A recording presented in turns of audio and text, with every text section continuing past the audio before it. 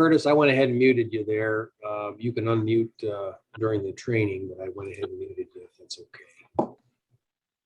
Just catching a little background noise there. Well, good afternoon, everyone. I want to welcome you to our screening, brief intervention, and referral to treatment training event for the Southern Plains Tribal Health Forum. My name is Steve Steiny. I am one of the department managers here at our American Indian Alaska Native Addiction Technology Transfer Center located at the University of Iowa. I'm broadcasting to you from Iowa City, and we are in Central Time. I think you guys there in the Oklahoma area are also in Central Time. So I think the only one that isn't in Central Time is our presenter today. Kathy Tomlin is Pacific Time. So let's not hold that against her. She's a little earlier. That's fine. We're happy to have her here. We may have a few more joining the call as we proceed. I have a few introduction slides that I wanted to just cover with everyone before I turn the floor over to Kathy Tomlin, our presenter today. I'm trying to remember, did either of you join us for the MI training, the motivational interviewing training? Curtis, I thought that was you. I couldn't recognize you with the mask there. It was throwing me off. There he is. There. That's the guy. That's the face I remember. You can't forget a face like that. Good, really good to see you again. I was hoping we might get a few more of your colleagues joining, but who knows? Maybe we'll have a few drop in during today's broadcast. Again, I want to welcome everyone to this SBIRT training. We're in September. We are in September now, September 2021. Just a couple of slides, and then I'm going to turn the floor over. I do have Jeff Ladolter here from our center as well. Jeff will be assisting with chat and any other things that come up. If you are having some technical issues, please give him a shout in the chat. He can try and assist you. Let's go over a few of these slides, and then we'll turn it over to Dr. Tomlin and get things started here. As some of you may know, this event is brought to you by the National American Indian Alaska Native Addiction Technology Transfer Center. As I mentioned, we are located at the University of Iowa, and we are part of a larger national ATTC network, including 10 regional centers, a national Hispanic Latino national center, as well as a coordinating office at the University of Missouri. This project is funded and supported by SAMHSA. The content is developed by the presenter, and the opinions expressed do not necessarily reflect the views or policies of SAMHSA, HHS, or the National American Indian Alaska Native ATTC. Following today's event, we will reach out to you via email, and this email will include a PDF version of today's slides, also a link to the recording, as well as information about how to request CEUs for this event. The CEUs will be based on your registration and attendance log, and of course, connected with the duration of today's presentation. I will also be posting a short survey link in the chat box towards the end of today's presentation. If you have a chance, please take a few moments to fill out this short survey. It's important to our center and to our funders. It ensures that we're able to continue to provide events such as this one. Your participation, of course, in this survey is voluntary, but we'd really appreciate your feedback. It only takes a few minutes, and you can skip any questions that you don't feel like answering, and none of your responses are linked to you personally in any way. and they are completely confidential. I'll post that link in the chat box, and then we'll include that survey link in the follow-up email, so you'll have another opportunity to complete that short survey. I know that we're gathered here virtually today, but I wanted to take a few moments to acknowledge the land and pay respects to the indigenous nations whose homelands were forcibly taken and inhabited.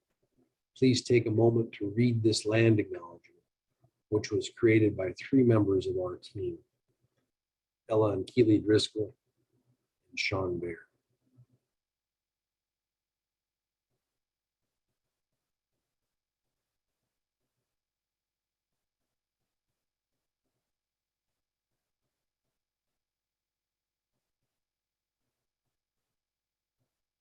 Thank you. You are currently muted, but you can certainly use the chat feature. Utilize that for any comments or questions. And I think with a smaller group today, I know Dr. Tomlin will want to keep things pretty interactive and lively. So we may, not have to use the chat box as much as we normally would. But without further ado, I want to introduce my colleague and my friend, Dr. Kathy Tomlin. Dr. Tomlin has been involved in the addictions and mental health services field for many, many years, and is now reportedly in semi-retirement, but we are making sure that we're keeping her quite busy. She has significant experience working with American Indian, Alaska Native populations, and her career has focused on development of supervision, professional development, and the utilization of motivational interviewing.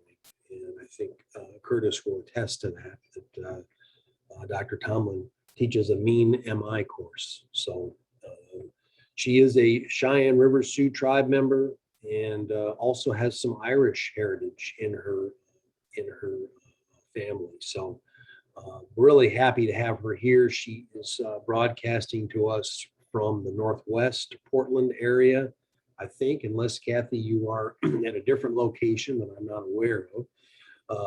But we're really happy to have her here and back with us.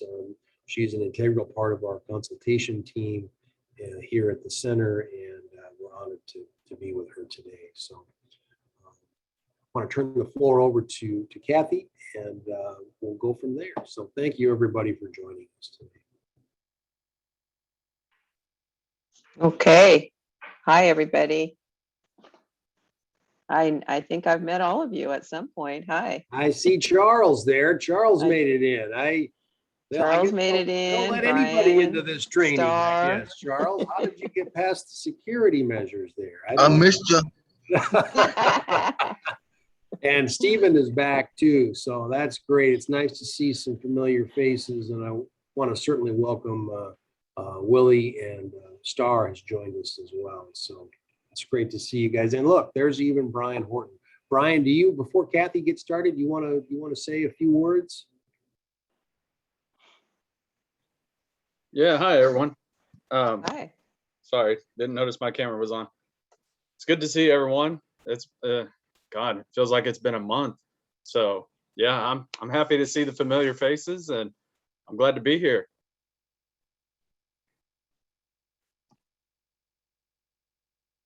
Oh, Kathy, you better unmute.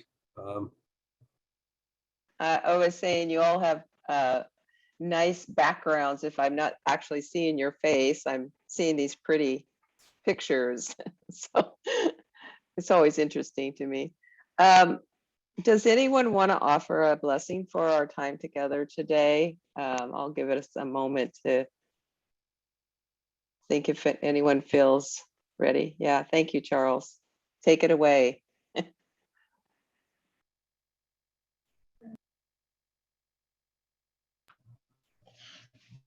Dear Lord, thank you for this day, Lord Jesus. With you for many blessings, Lord.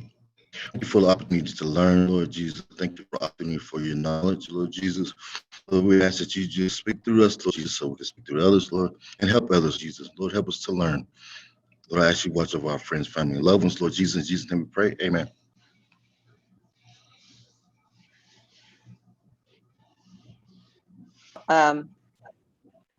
I have a pretty interactive training on the SBIRT model, screening, brief intervention, and referral to treatment is what SBIRT stands for. But before I launch into a bunch of slides, give me a little information, if you will, on what your experience with SBIRT is, and anything particular you're interested in learning that I can share with you today. I have handouts that I'll be sending on later, but I'll show you a few. So what's interesting to you about this? What have you heard about it? Have you had training on it before? Anything that would help me create a training that meets your needs. So I'm going to just ask people to start sharing, and I'll call. We're a small number, so I want to hear from everybody. So I'll call on people if you haven't had a chance yet. So anyone want to start us off?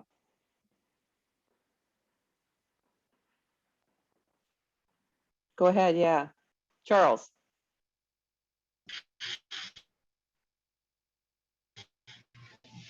So I'm new to this. I just read over a little bit, but Will, we're new, so this is all new to us. So that's where we're at, and well, that's where I'm at, at least. But just trying to learn and get the ropes on everything, and just like the last thing, man, it helped out a lot. We've used it, what we learned, the MI, and so it's been very helpful. It answered a lot of questions, so that's what we're trying to get out of this. Also, is more knowledge to understand. Yeah, if you've had motivational interviewing training, which I think most of you have that I know of, this is kind of part two in a way. It's a lot more structured, and it uses particular tools, and it's more of a brief intervention model that integrates MI things into it. So thanks for that. So Willie, I imagine you're pretty much in the same spot again with your buddy Charles. Are you? Anything to add? Yeah, I'm pretty much in the same boat. We're just trying to get as much of the knowledge of this as we can so we can help out clients. Okay. All right. I see somebody just joined us, Whitney. Hi. And let's toss it to Brian for checking in with him. Anything specific, Brian, you want to gain from being here today? Yeah, actually. So my previous position, I used to work for supportive services for veterans and families. And so they already had a screening and brief intervention model for just basing rapid rehousing, what they're going through as far as trauma, what makes them more at risk. But in this setting, relating SBIRT to what we would be using for it now, I don't know anything about it. So I'm here to learn as much as I can. Okay. Well, the good thing about SBIRT is you can transport it. You take the structure of it and transport it, and you just kind of adapt it to your environment. So, okay, how about a Star, or you want to check in with us?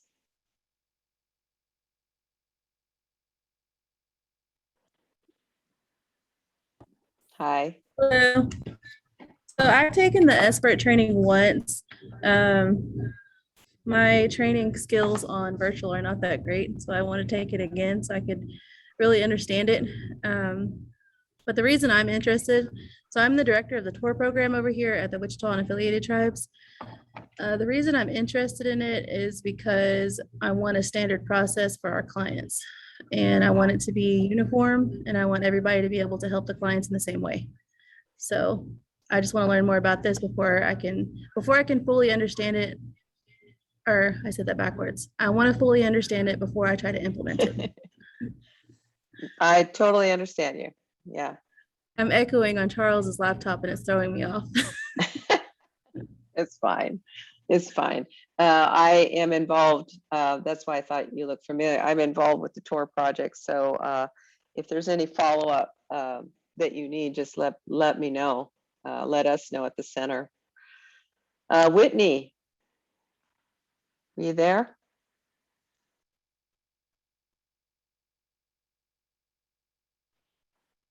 Are you there in spirit? Might be having troubles. Oh, there you are. You're starting to come alive there. Anything particular, Whitney, you want to share that you'd like to learn today? No, like Star, I've taken it before the training before, so I'm just trying to refresh and learn more about it in depth. Okay, so for you and Star and anyone else, if you have a specific question related to the practice or the screening tools, feel free to ask and go ahead and use the chat box for that. Where's Stephen? There you are, Stephen, and then Curtis. Yeah, this is my my first run at this, so I'm very interested in learning about all experts. I have no background on this whatsoever. Okay, well, you probably be surprised that you have some tools already. So, because it calls on our former skill or our current skills. And it looks like Curtis is tied up in a phone call.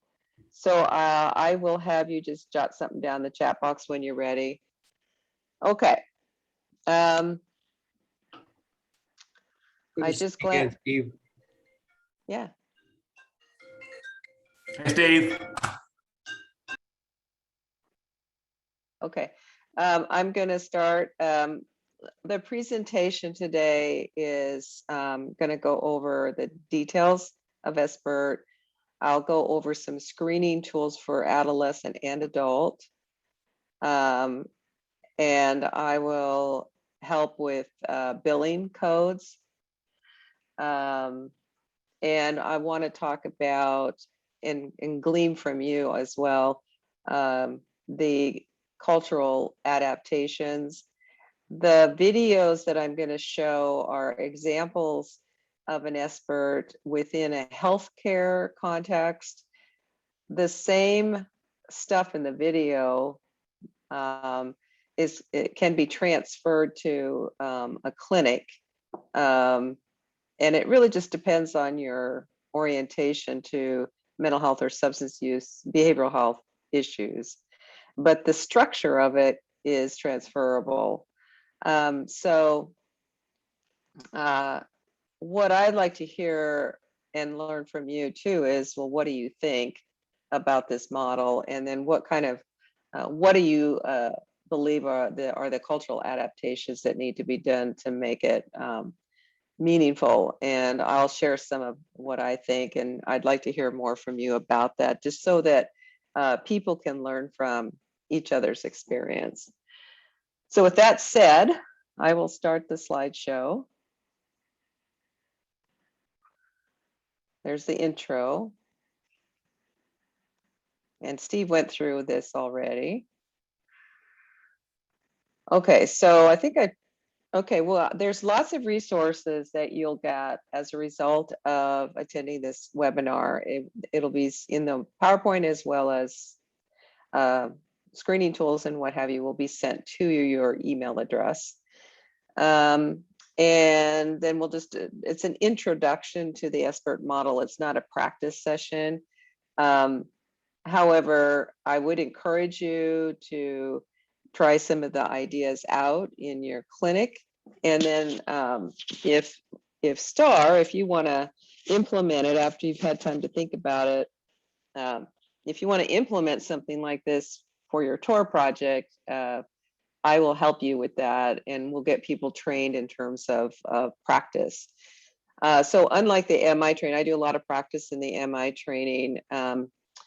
Unlike that training, this is really more informational, but I'll also give you some video samples. and then we'll talk about how to implement it. So all of you are already doing this. When we're having a discussion, if you would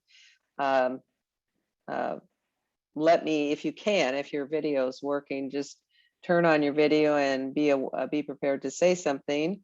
And if I don't see you, then I get curious about you and I may call on you just to see if you have any questions. Okay. So this is, before we begin, it's like, why would I do an SBIRT training? And here are some ideas.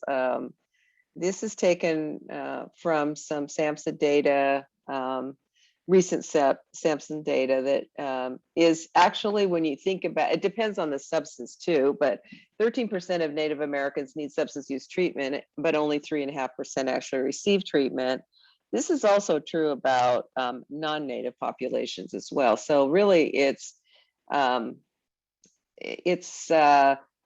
the general population is not, there's not enough treatment options for people. So the SBIRT model provides a brief intervention using MI to kind of help people get ready for how they want to deal with the use of substances in their life from a healthcare perspective, but also any mental health issues. Here's a list. Especially in rural communities, you're going to see that there's limited access. So, what can you do on the reservation or in a rural area, even when you have limited access? So issues, can people get to care? Are they covered? What degree of socioeconomic, such as poverty, what is their situation? What's their life like?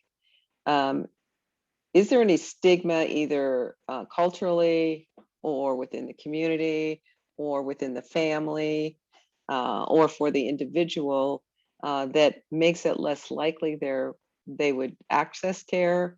And then how do you handle that? What's their trauma history and feelings of hopelessness, which MI addresses pretty helpfully, I think. And then think of it as looking at somebody from a holistic point of view in terms of who would be involved with their healthcare: family, partners, community, their overall health in general, a medical clinic. How do you handle someone accessing care and their concerns about who would be involved, confidentiality, stigma, all of those things. So there's probably a lot more that we could talk about here, but this is just an overview. Health disparities. In addition to all of those things, where are the culturally sensitive programs, healthcare programs, as well as treatment programs? And how do local communities adapt treatment, evidence-based practice or evidence-based research-based practices? How do you adapt those for your tribal community? Language, culture, traditions, customs that are unique to your community, but also are shared across Indian country. Another issue is, are people who are compromised with behavioral health issues, what's their cultural identity? Are they relating to the culture?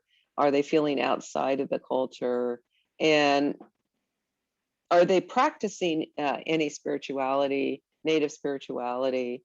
And does the programs do the programs that we offer ask what their spiritual practices are?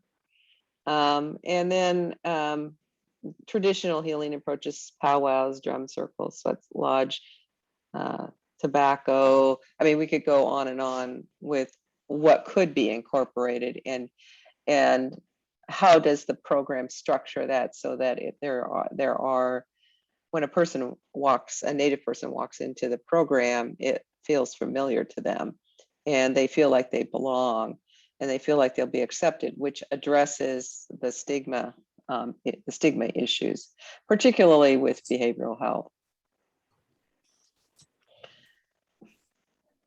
So this is just a reinforcement picture for that. So in order for SBIRT to thrive, I think it really needs to thrive within that indigenous knowledge. Especially when somebody is disaffiliated. So SBIRT comes out of a medical kind of research-based model, and I'll try to show you some samples about how it could be integrated, but essentially where you are from will determine how you will use this model that is culturally relevant and sensitive. And we can learn from each other about that. And like an example is like tobacco. Okay, some people might be smoking tobacco, but the use of tobacco in a ceremony is different than a person who's addicted to nicotine. So when you're doing ceremony, if tobacco is involved, and somebody comes in and wants to stop smoking, or the healthcare provider or you say, hey, your smoking is getting in the way of your healthcare. But there's still tobacco that you could use in a ceremony. So those are two different things. One's more for the individual to get healthy, and the other is for a religious practice. So you wouldn't necessarily use SBIRT for that, for religious practice, but you're using it to help somebody's overall health and well-being. So what do we know? This is taken from an article that was written by some MI folks, actually. I will send you this article. And I think I've kind of touched on most of it. When I was preparing for this training, I wanted to, in a broad way, address cultural sensitivity, knowing that I'm not going to be able to cover all the unique tribal communities in one fell swoop, because it really comes from the people, not from me. But when we think of cultural sensitivity, when we think of applying an SBIRT model, mainly what are the standards of a specific culture? What's acceptable in that community? How do you speak of a cultural perspective within a structured, often question answering format? What have we learned from other tribes? And I'll show a video about that.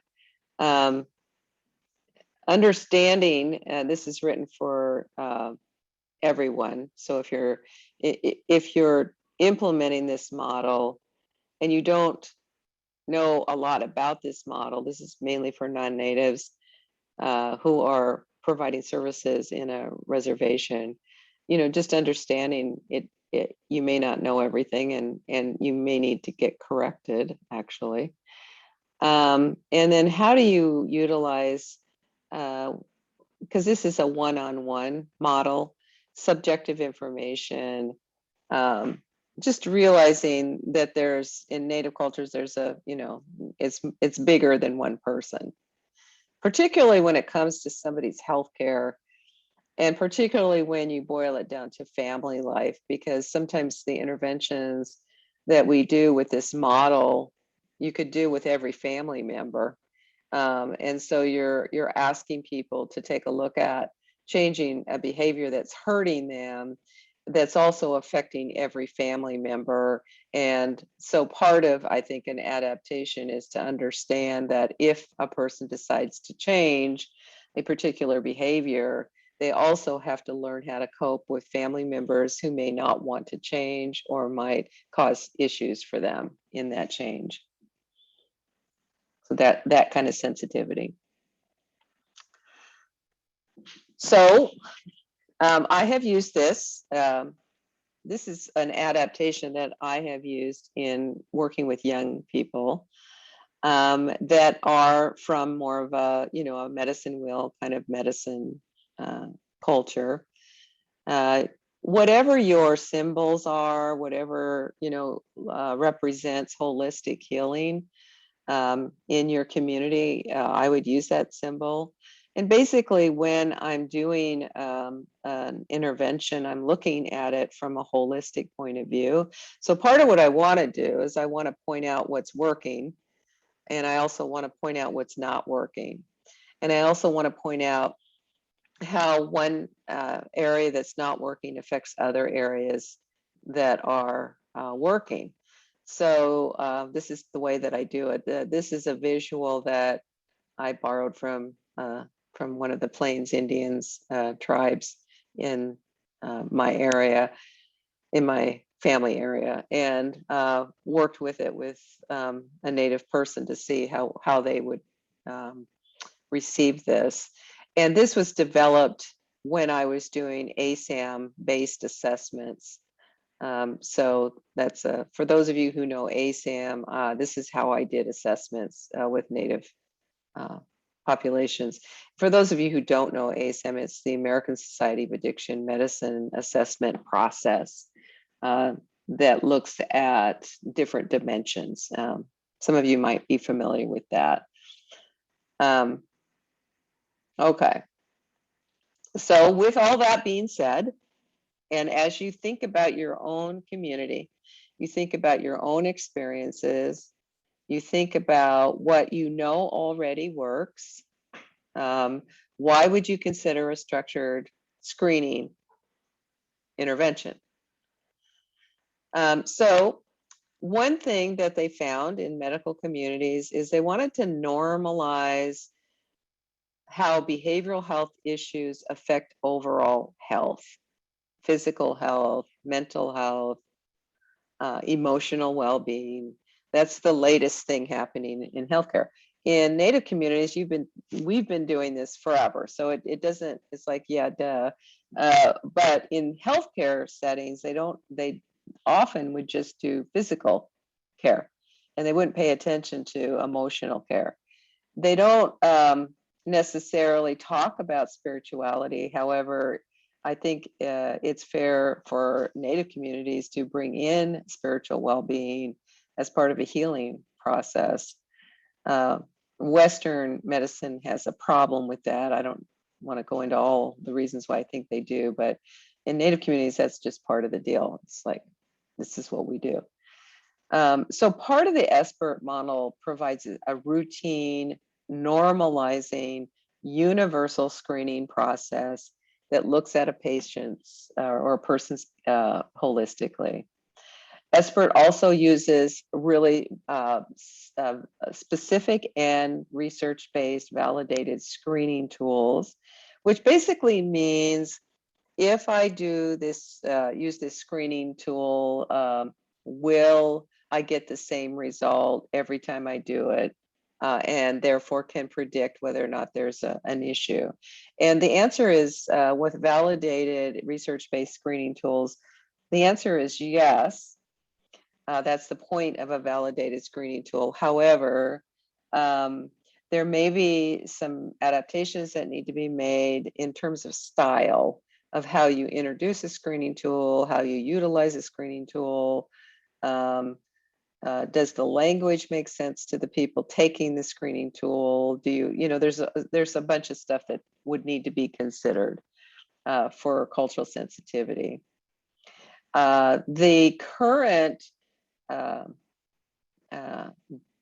use of substance use defined as a continuum from no use to severe addiction is the way SBIRT sees substance use. Interventions, things that I would do to do SBIRT, would be evidence-based and it would be client-centered. So that's where the MI comes in. And again, you know, it recognizes that people are more than their substance use. And I probably should add mental health conditions as well. All righty. So we're going to see an example. And luckily, I was able to find a native example from Alaska. Alaska actually was an early adopter of the SBIRT model, and they've integrated it into their medical clinics with great success, actually. Okay, I need to go back to where I'm at and do share screen.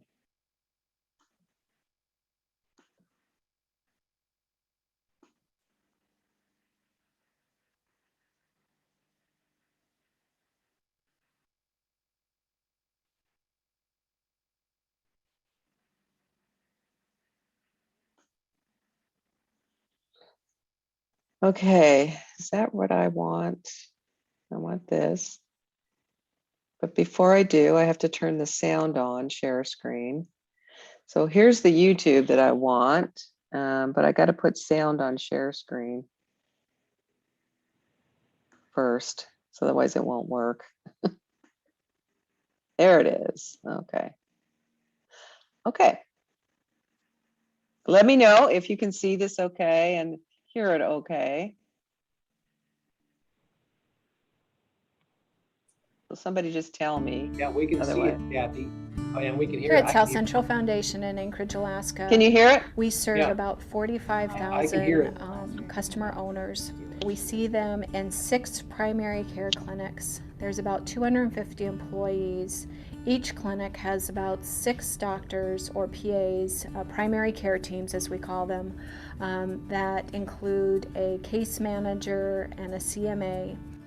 In each of these clinics, there are 2 master's level clinicians called behavioral health consultants that are responsible for working collaboratively with these teams.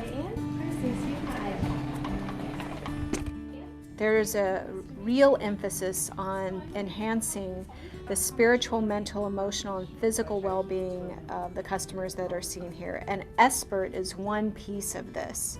We do the initial screening and the initial brief intervention in primary care.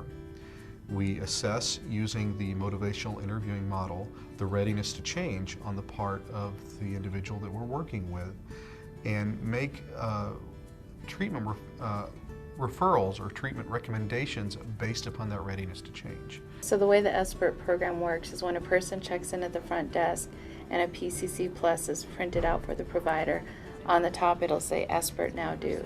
So when the CMA sees this, they'll ask the first 5 questions. Drink 4 drinks monthly. We get really personal with the patient and make them feel comfortable, and from there, when they're comfortable, they're able to answer the questions that are within the questionnaire of the SBIRTs. My job then is, after the visit is over, if I somehow integrate it in with the visit, I then lead into, you know, I see that we scored a little high on this. I would like to have somebody come in and finish asking the questions. Is that okay? Once I go in, I'll finish the rest of the question. We talk about standard drinking limits.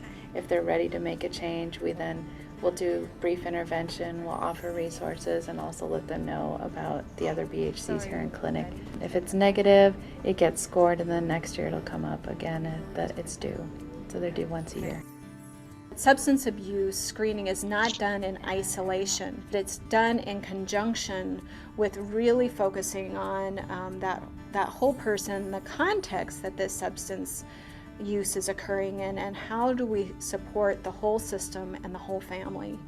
So they've seen a benefit of screening and trying to catch the drug and alcohol problems early and getting them treated, which in the long run helps with all healthcare aspects. Over the course of time that we've had the SBIRT program, we have seen evolutions. We really are focusing on adolescents now. How can we really get in on the front end and help shift choices people are making?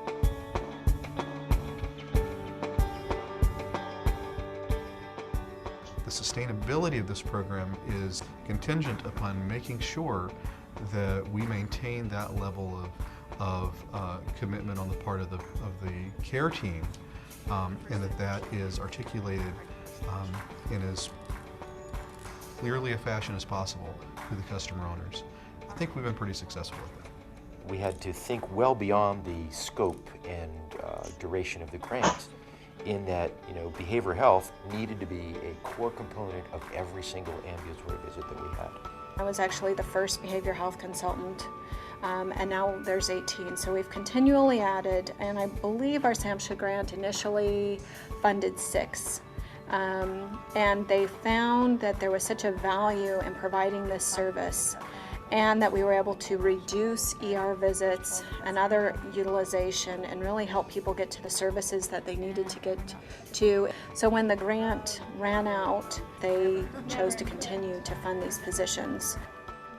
And so we still bill Medicaid, still bill private insurance, but still get more block grants from Indian Health Service.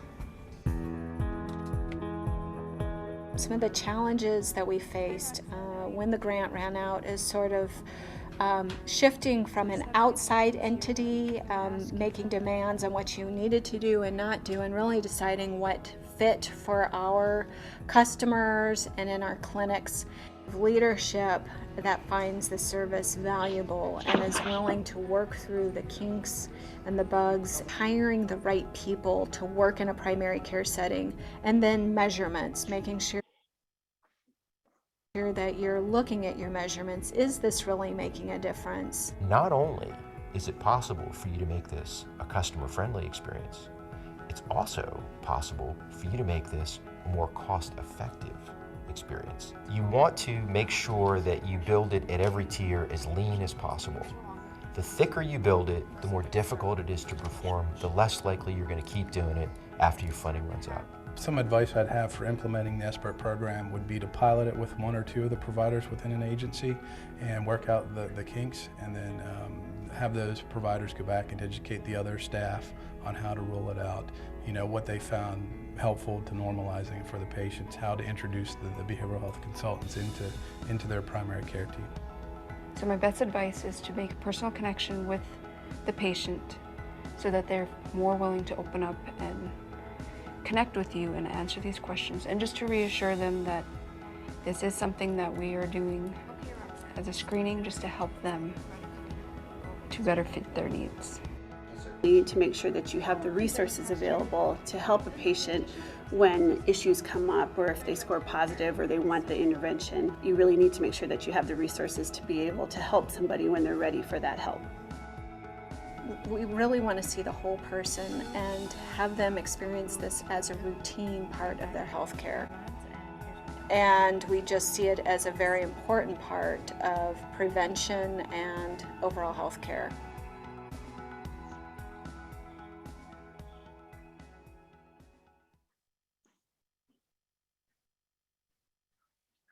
A little bumpy along the way with that video. Okay. We'll check the chat box here. Okay. Yeah, in that video, they were using the audit, which I'll go over with you all in a minute. Any comments or thoughts about this? One thing that I wanted to, especially if you do want to consider this in your clinic, is to pilot it first and make sure that it's culturally going to work, but also that you get the kink, like the guy said, you get the kinks out before you ask your providers to do it across the board. So part of the training with your team would be learning the different screening tools, seeing how you think they would work with your population, training people on how to score them in an efficient way, picking the right screening tool for the right situation, because there's tons of screening tools out there. And just kind of educating yourself a little bit more, doing also, does implementing a SBIRT model actually reduce costs. It should, theoretically, in the sense that when you do this model, you're implementing something that it kind of interferes with somebody's substance use or helps somebody that's actively having some mental health issues or concerns, that you're actually doing a preventive approach to this as well. So there's some prevention aspects of it within this model because of the screening. Okay, I gotta get out of, so I'm seeing YouTube in the background here. Okay.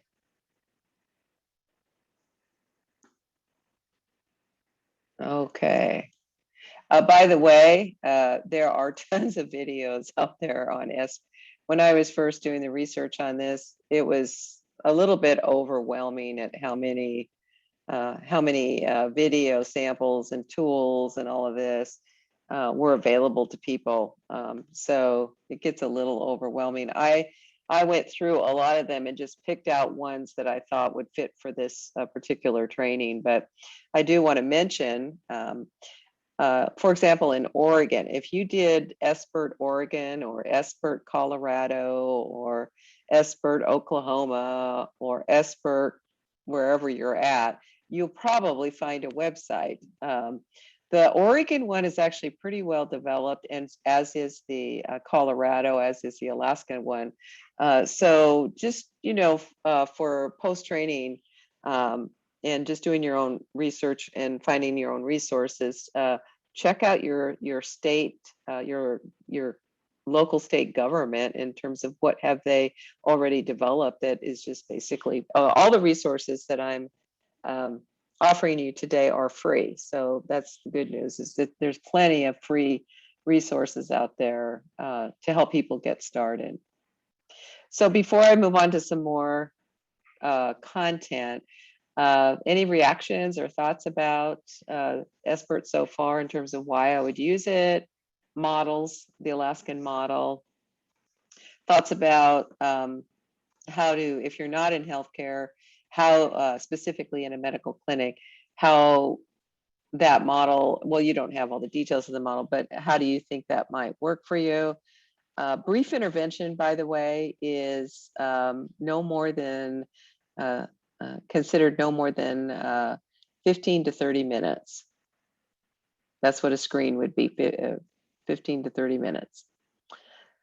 So thoughts? Looks like Star and Charles are talking to each other. I was going to ask a question. Yeah. So we're not in a clinic and we don't have a clinical setting.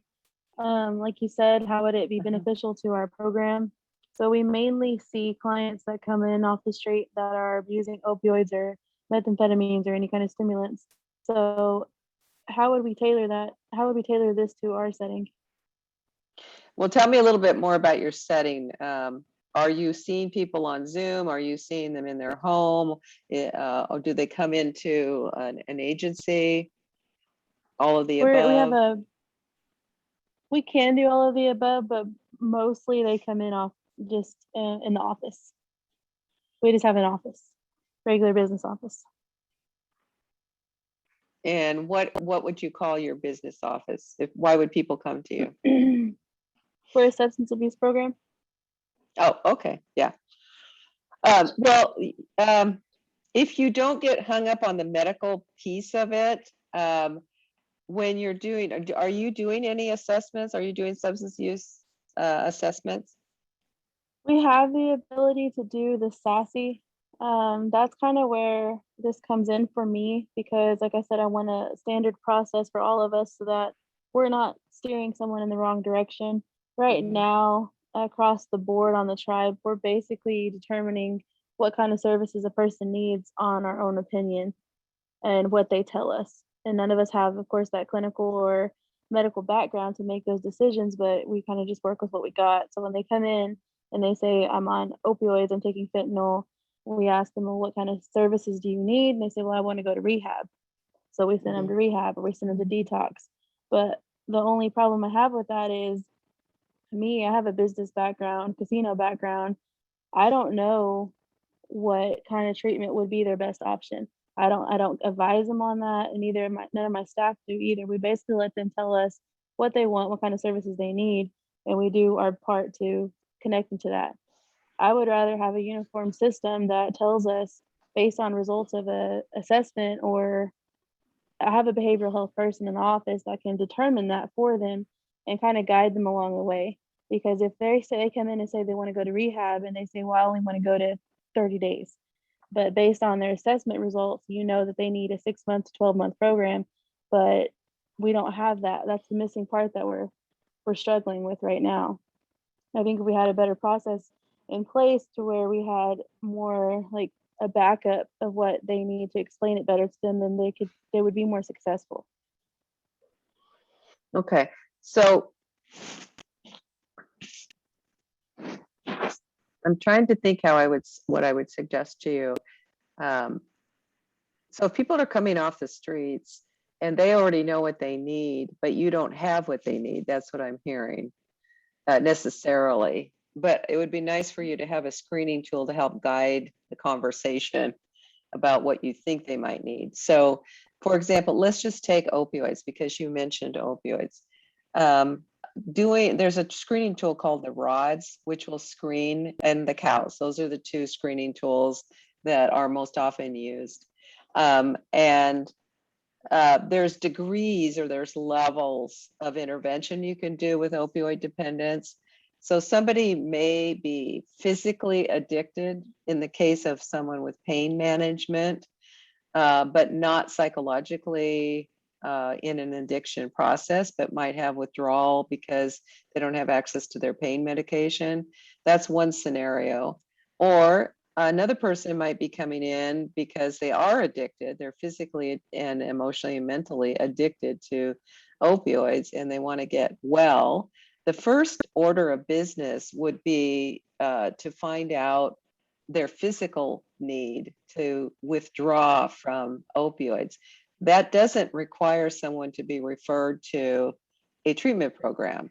It requires them to be referred to a medical provider that can address the fentanyl use, can address whether they want to do methadone or do Suboxone care. And that could be done in an outpatient setting. And in fact, quite a few of the opioid patients that I worked with over the course of my career, they would prefer to go to a medical clinic, see a medical provider that is familiar with addiction issues, and then go to an outpatient treatment center. So there's options there. The screen that you could use to determine the degree of withdrawal need is the RODS, which includes various forms of opiate-like substances, and the CEUS.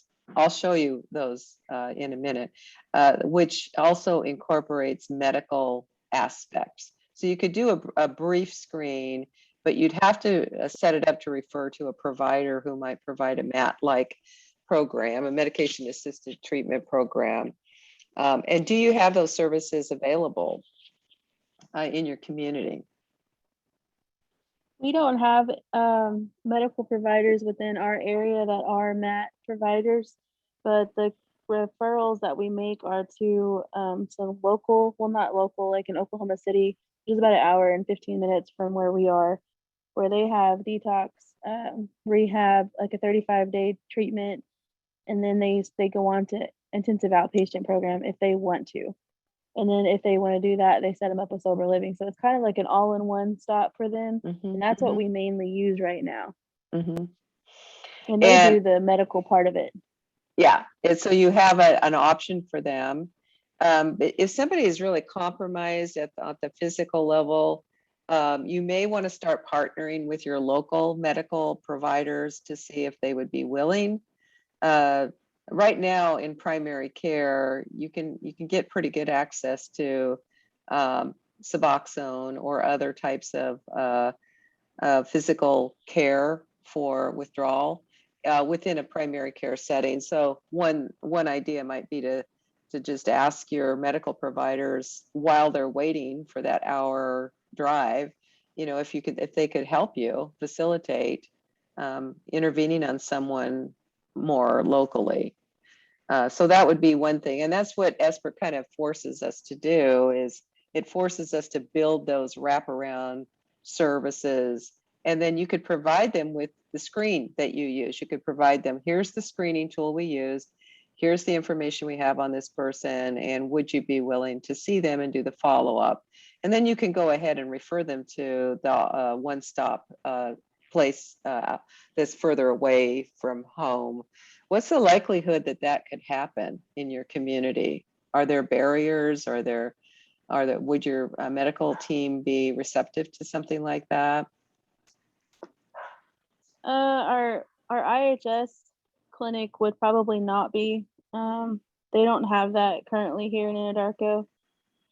We have local hospitals, but then we ran into the issue of not having insurance. So we did try to call the hospitals and set up meetings to see if they would be interested, because that's part of one of our objectives, is to certify providers in MAC. But they haven't really shown very much interest when we do call and try to set up meetings. So that's been one of the harder objectives for us, trying to reach it. It's kind of been impossible. And is that a tribally run clinic? No, it's not. The only tribally run clinic we have is IHS. And IHS is not willing to support that effort? Not right now. Sounds like one of our we're here with the Iowa tribe in Perkins, and our clinic is native and non-native in IHS, but we have a MAT service here. Not saying that you'd need to send people from Anadarko up here, but we could obviously communicate with you to, kind of give you an idea of how we established our MAT program, and see if there's more clinics around that offer MAT services, so that you have that as a resource instead of just the one, designated resource you're using right now, which, like, Kathy's saying, may not fit the need of the person coming in. But I can give you my information later. And that way we can kind of discuss what your needs may be. Thank you for that, Curtis. And that's what the TOR project is all about. In fact, Star, if you want to come to a care and share meeting, and we could just point that out there at the care and share meeting, for people to be available to you, to help you and your community work through that. That's what we're here for. So let's any other, and thank you for sharing that. Opioid dependence has a lot of stigma attached to it, and homelessness does too. And so part of intervening on that is to help people understand it's a physical, a medical issue in its early stages of recovery. And so there's the Hippocratic oath that medical providers take. So turning away somebody that's in physical need of what is now considered a medical problem, there's lots of resources out there to counteract that, that struggle that we all have had to go through, frankly, to get people help. Any other, and also try Alaska. They were the early adopters in Native communities regarding this. And I might, there's a couple people that have started MAP programs in Alaska that could be good resources for you that I know about, that we could talk to as well. So get as much information. One of the things about implementing a new service is you have to do a lot of training and education and raising awareness before you actually get the service. That's just implementation science, really. Anything else about the Alaska model, or anything else that I've spoken about so far before I launch into another segment? Any other comments or questions, thoughts? And I see we have a new member here. I'd like to acknowledge them. I don't know who they are, but hello. I don't know if it's H is just a letter of your first name, or if that's your last name. Anyway, I see you. I see your name anyway. Okay. Anybody else? All right.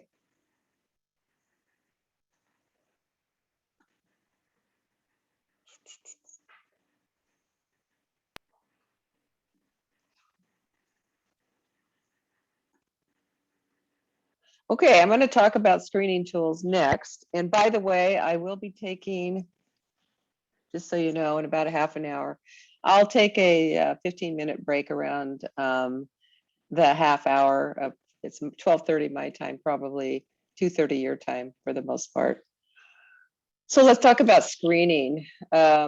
Screening and assessment are interrelated but separate processes. So when we talk about screening, we're talking about it's a shortened, brief form of assessing the severity of somebody's substance use or mental wellness. Screening in and of itself does not always equate to a referral to care. It could be used as a preventive measure to assess whether someone's in trouble or in danger, or it could be used as a way to validate that how people are managing their substance use if they're using substances. It could be a tool to help affirm, okay, you're doing well with this and you're within the range of where you should be. And so it could validate that. It also could be educative in the sense that it will help people understand, for example, what's a standard drink look like. It also could help somebody understand the difference between physical dependence and addiction. What's the difference between someone who has a physical dependence to a substance and usually something like opioids. So in the management of pain, for example, people get physically addicted to opioids, but they're not necessarily in an addiction process, which is a separate thing. And then also screening can be used to pass on to somebody for further assessment. So if somebody's in a risky area, you could take the screening tool as a means to entering into an assessment process. So when we talk about screening, we're not talking about a full-blown assessment. We're really talking about a brief, like a picture, taking a snapshot of where a person's at in a moment.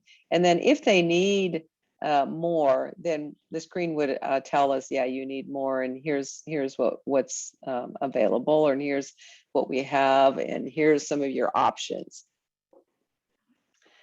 So screening does provide an immediate, usually screening is done within 5 minutes. It's an immediate rule out of low or no risk. So if somebody's screening, this is based on an audit, I'll show you that in a second. If somebody's screen shows that they're low or no risk, it's just having a conversation and saying, good job. I hope you stay there if you have any questions. And then it can immediately identify the risk level somebody's at. It gives you a structure to have a conversation with somebody about their substance use or mental health issues. It allows you, depending on the screening tool you use, it allows you to show people not by your personal opinion, but by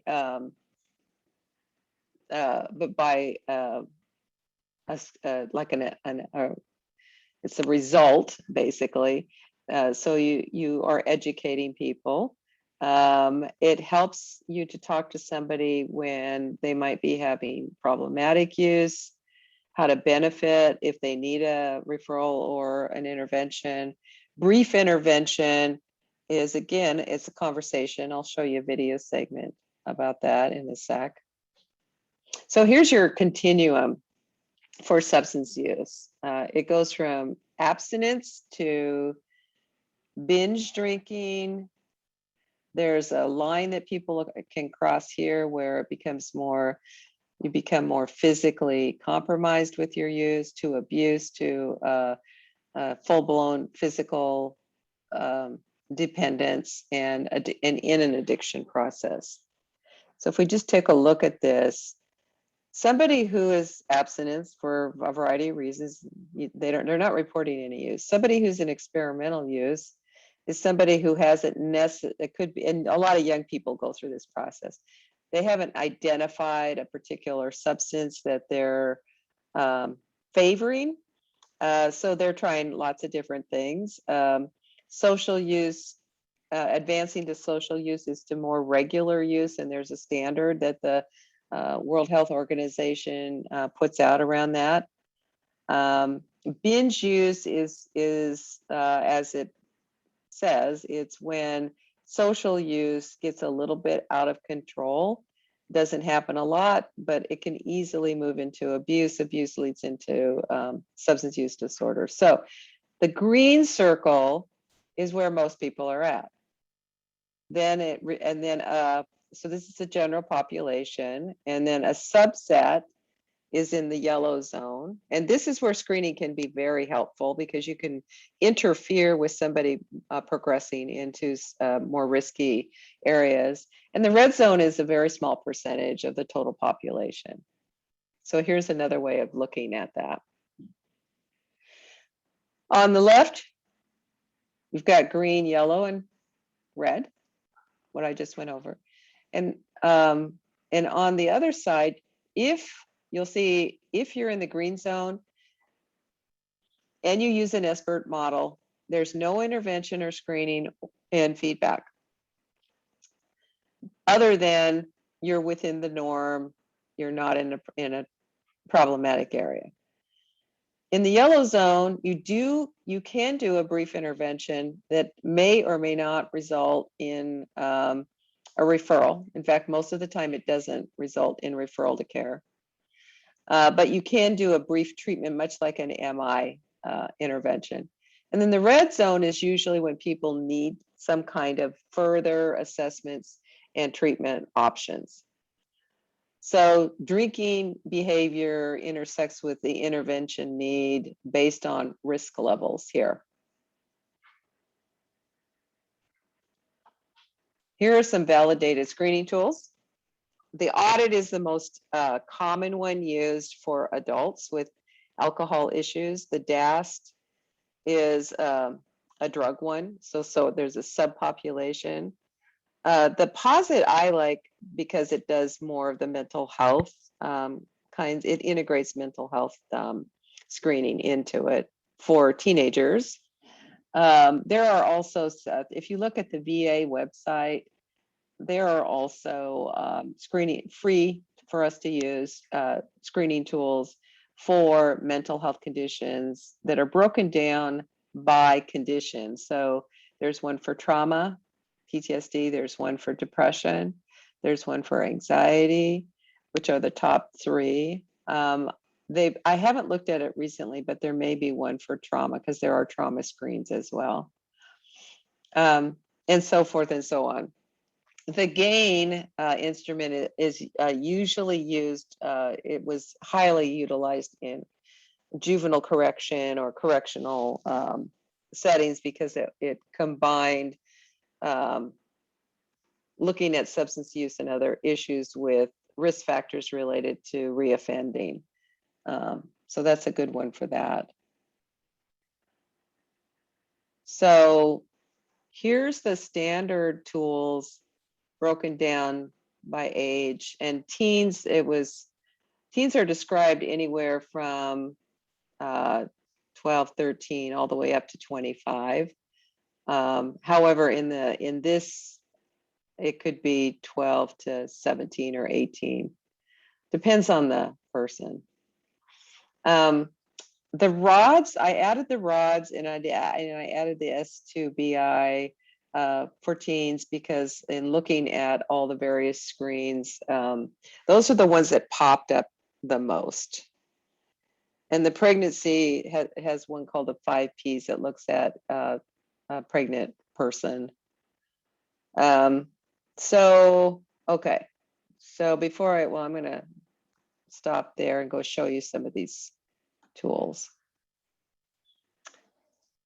Okay, I already have those up, I think. Well, here's a pamphlet that I'll send to you with some links in it. And this is, it describes the screening tool. It describes the patient age and whether it could be self-administered or clinician administered. So up here, you'll have the S2BI for adolescents. They can take it themselves, or you can interview them with it. Brief screening for alcohol, tobacco, and other drugs, etc. Here is the rapid opioid dependent screen, which is the RODS, which you can use for adults and young adults. The CAGE, the CRAFT is a very common one for teens, etc. The COWS down here, and I'm just going to show you a few of them. So I'll send you this page so that you have it available.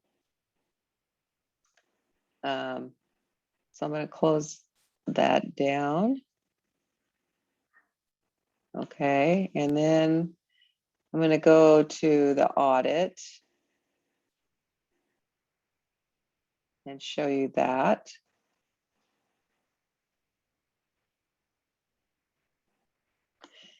The most commonly used substance is alcohol or a gateway drug, such as alcohol, tobacco, or marijuana. So when you're doing the audit, it's about 10 questions with the score and the score. And so I'll send you this version of it so that you have a way to interpret the score. So one thing you might be doing is you might be telling somebody you scored, I don't know, let's say 4 to 9. And they actually explain what does that score mean. And then it tells you as the screener what I might do. So in this example, you would try to encourage someone to reduce their risk into a lower level, such as 0 to 3. But down below, it explains, it gives you some thoughts. And this is from SBIRT, Oregon. And I would, so I was very impressed with the Oregon website on this. So I borrowed some of their screening tools, but here are some of the things that you'll be asking. Number one, the first thing you'll notice is little visuals of what's a standard drink: 12-ounce beer, 5-ounce wine, 1.5-ounce liquor, hard shot. And then here are some of the questions. So I'll just give you a moment to read through some of them.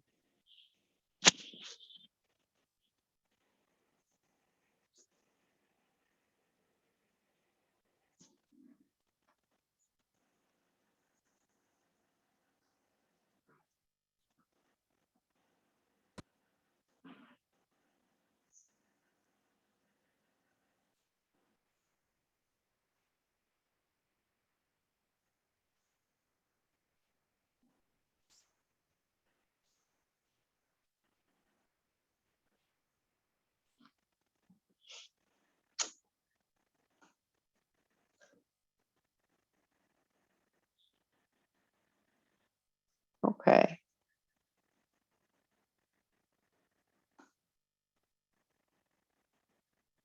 And now I'm going to show you the rods, so you can see what that looks like.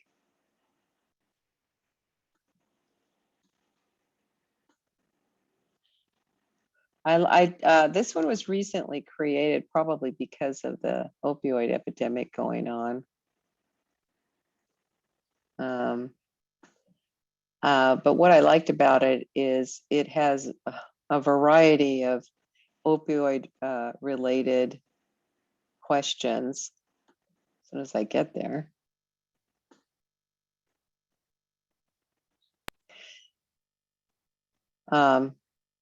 It is a very brief screen. And if you look at it, Okay, here we go. It has it has heroin, fentanyl, methadone, buprenorphine, morphine, etc. This is a very thorough list of potentially opioid substances that could cause trouble. So here's what it says.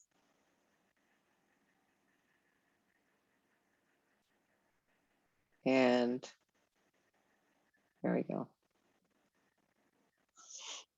And what this says is opioid dependent, yes or no, based on people's use of this.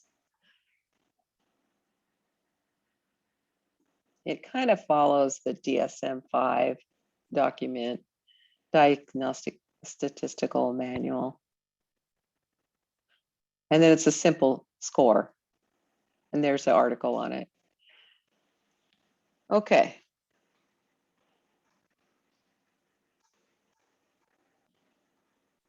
So as you can see with some of these questions with this one, somebody could be involved with a physical dependence, but not in an addiction process.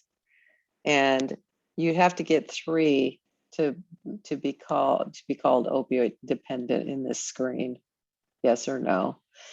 It would be nice if they teased out in this further whether somebody actually is in an addiction process versus someone who is doing pain management and is addicted to the medicine because of pain management.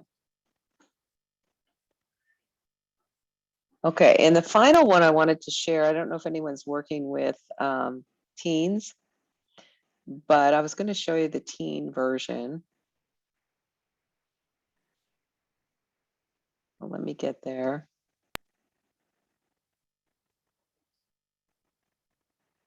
Here. So they call it the teen health screen. And the suggestion is if you're working with younger people that you do, see they have tobacco, alcohol, marijuana. Those are the gateway drugs up front. The suggestion from the researchers is go ahead and use this first, then apply a craft questionnaire. And this one actually has the craft questions embedded in it down below. And the main thing is one of the main variables in the craft is driving in a car. So it's more pure. And then it also has the PHQ-9 for suicidal ideation and depression. So this is, to me, a co-occurring screening tool. And I like that it's put it all in one. And then I'll just go down, So this is an integrated screening tool for a teenager, which they can fill out themselves, or you can walk them through it through an interview process.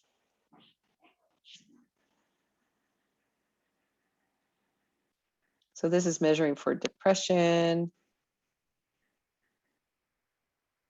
symptoms, anxiety, Kathy, are you still screen sharing?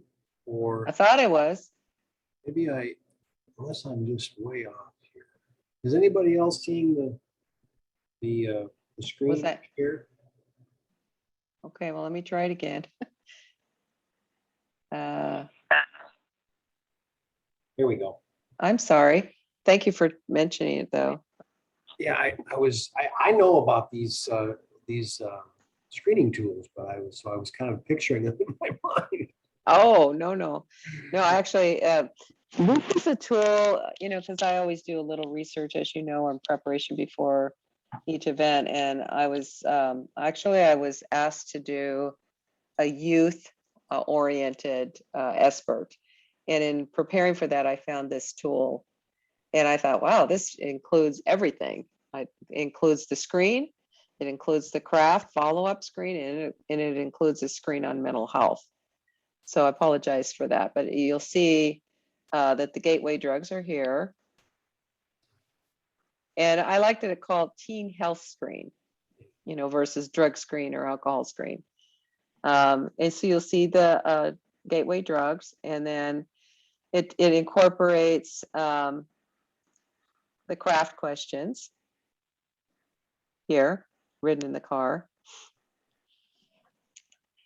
Friends or family worried about you, forgetfulness, that kind of stuff.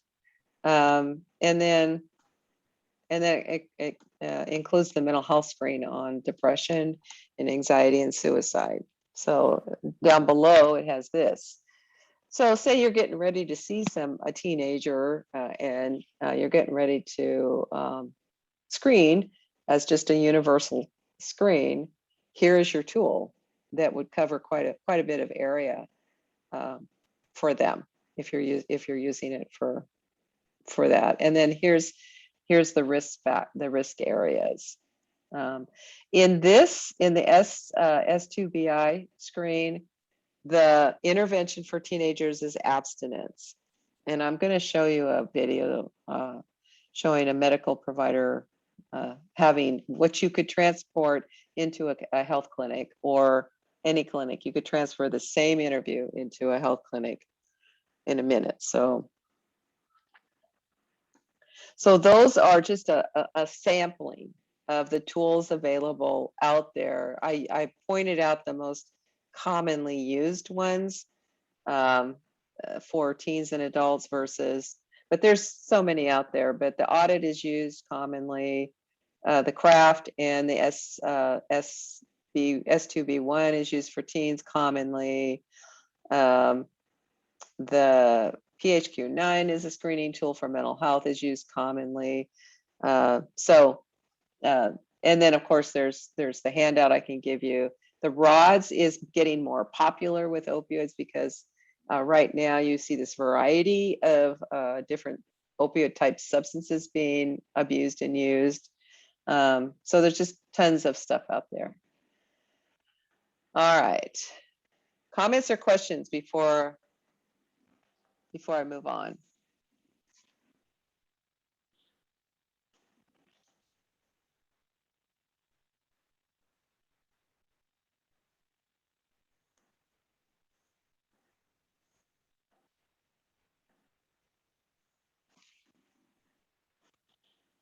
Hi, Misty.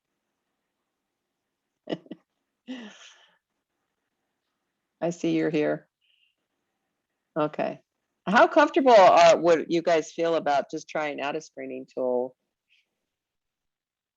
What's your comfort level right now?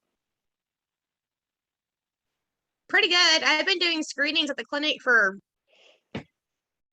a while. Not with a lot of kids. We did the chill sheet with them. But I mean, it would probably be like 95% adults, but I mean, it's fine. Which tools are you using? The PHQ-9, we do the pink sheet, for the adults, and then we do the depending on what they score positive on. It's the PHQ-9, the DAS-7, or the DAS-10, the audit, Okay. and the there's another one for the adults. Okay. And then the chill sheet for the kids. Okay. There's a one for suicidal ideation called the Columbia screening tool, and that's open domain that you can use for specific suicidal, where if they screen at a risky level, you do a safety plan with them. And that's also a really good screening tool. It doesn't take much to learn it. To do the tool, it takes a little bit more time to learn how to do the intervention to create a safety plan. But you can do it in the somewhat of the same time frame as this time frame with some practice. So that's another option for you, is the Columbia. There's a CSSR, I'm forgetting all the S's, but it's basically the Columbia suicidal screening tool. I like the Columbia. Yeah. Okay, well, you're going to co-train with me now because you have all that experience. So we'll see how that goes. Okay. Let's, is it, yeah, it's 25. Let's take our break right now and come back, and then I'll show you this video. So why don't we take our break and come back in about 15 minutes, so about quarter till. I'll see you on the other side.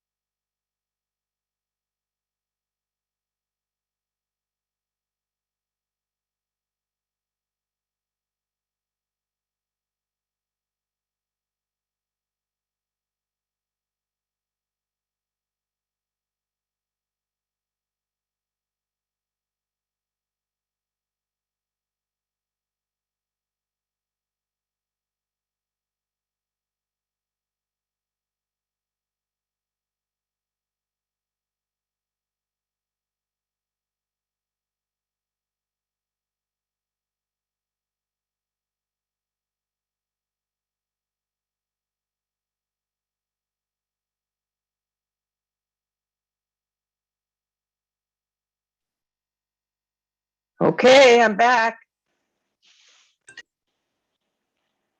Hello. And let me know. Hello. Hello. You and I could have a lot of fun together. All right, so I will show another video, and this is a teenager.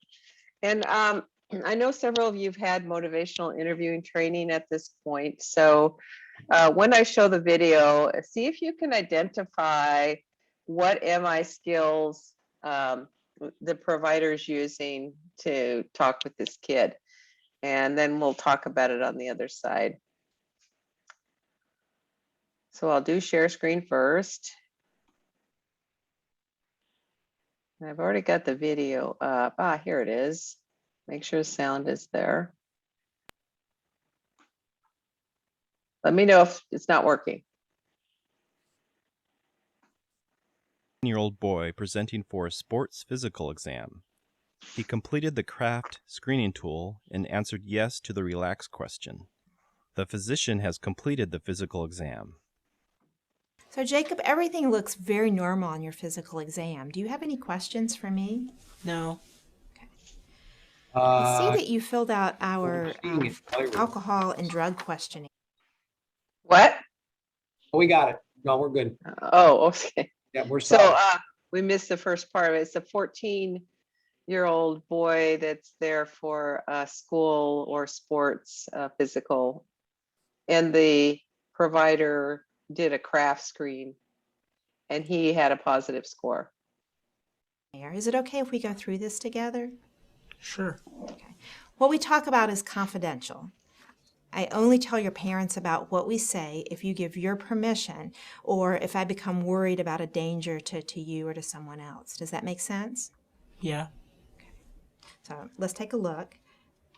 So I see that you have marked that you sometimes use alcohol and that you have used alcohol to relax, feel better about yourself, or fit in. Do you mind telling me a little bit more about your alcohol use?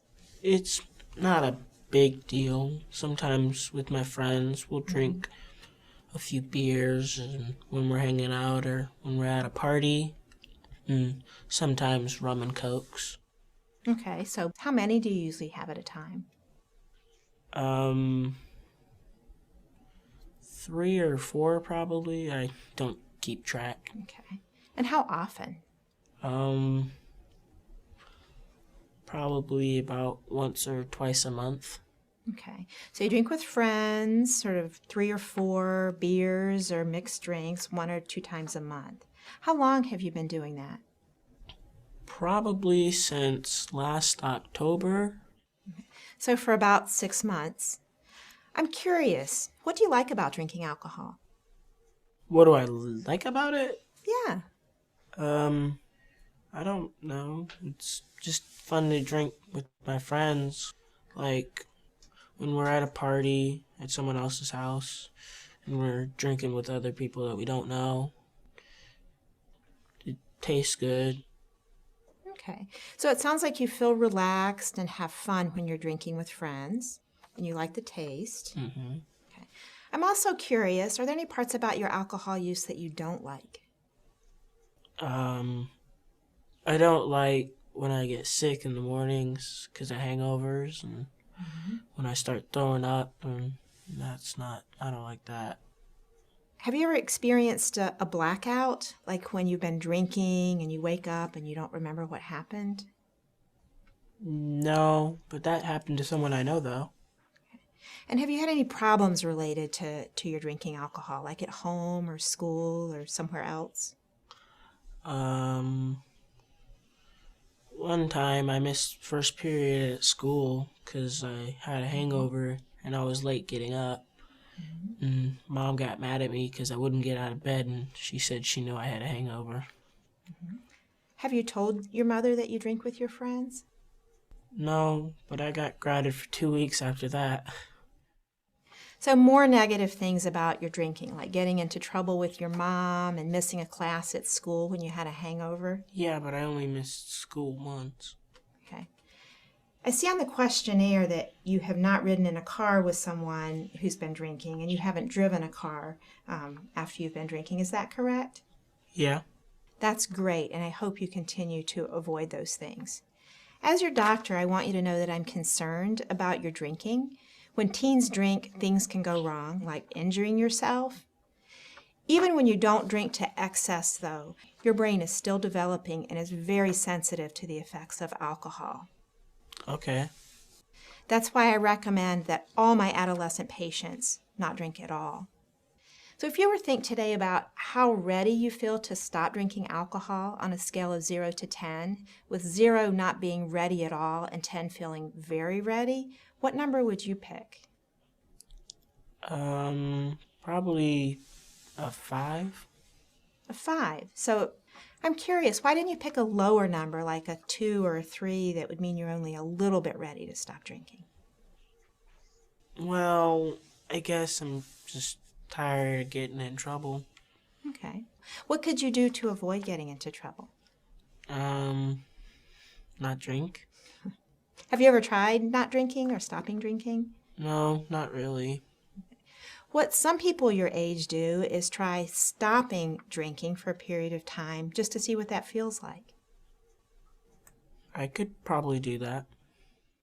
So how long do you think you could go without drinking? I don't know. Do you think you could go 2 months without drinking? Yeah, probably. Okay. What things would make it easier for you to not drink? I could probably drink something else when my friends start drinking, like just Coke. Anything else to make things easier for you? I could probably hang out with some of my friends who don't drink. We're inviting them to parties and having fun, because not everyone drinks at parties. Okay. Is there anybody in your life that you can talk to about this who'll give you some support for not drinking? Yeah, my friends who don't drink would probably be happy that I'm not drinking either, and they'd support me. Great. So you've come up with some reasons to stop drinking, like having hangovers and throwing up and getting into trouble. And you've developed some strategies to try to not drink, like spending more time with friends who don't drink or having non-alcoholic drinks when people around you are drinking alcohol. I think that's a great plan. I'm really proud of you for giving this a try. How about if I have you make an appointment for 2 months from now, and then I'll see you back and we can see how things are going. Okay.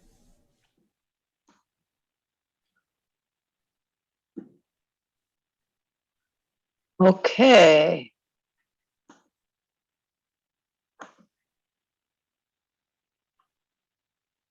Thoughts, comments, reactions.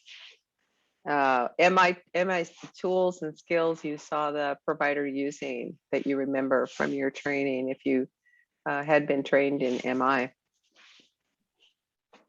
I feel like she did a really good job. She did a lot of MI training type things, like repeating what he was saying, asking him questions, like Steve said, the pros and cons. All of it. She was great.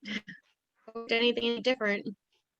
That's a pretty good example. And also with potentially a difficult patient as a young person who's just initiating use, who's having a lot of fun with it. And the way that she introduced the idea of abstinence, I don't think he'll not be using, but at least it's beginning that conversation and the risk factors that he might be engaged in. Maybe when he starts to think about drinking, like, well, I'm going back to my doctor in 2 months and ask me these questions again. Yeah, well, and kids do think that way. Yeah, absolutely.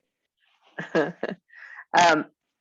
I kept track of the first part of it so that we could review some of the MI specific things that she did. So does anyone remember the first thing that she did?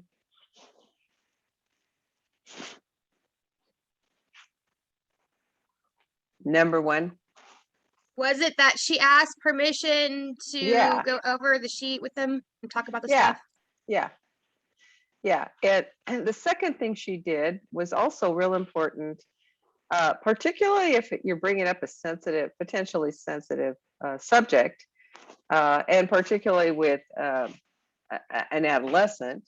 And then thirdly, within a tribal community, she asked and went over confidentiality, which is a huge issue for teenagers and young adults, but it's also potentially a huge issue for tribal life, because a lot of times we see our family members, we see our neighbors, we see people that we celebrate with, and so there's a lot of dual relationships.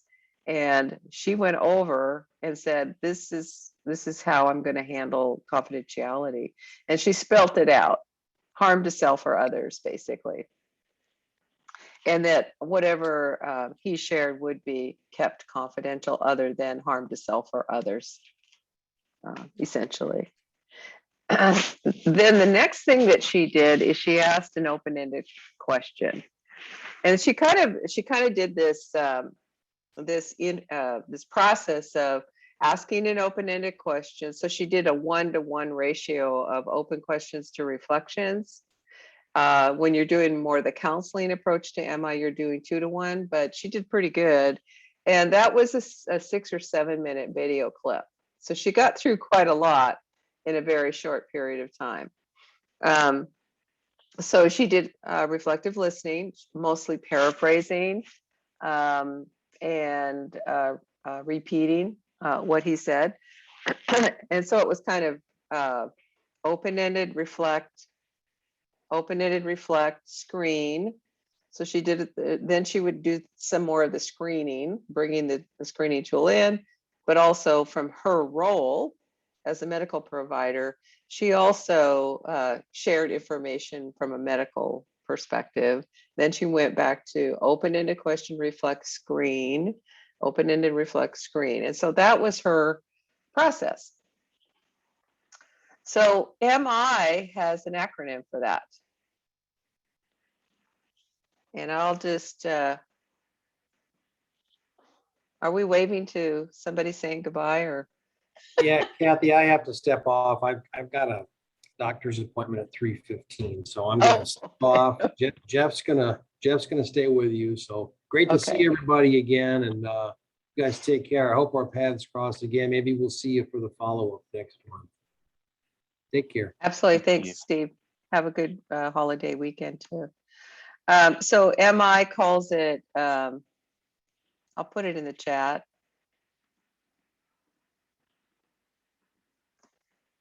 And I'll see if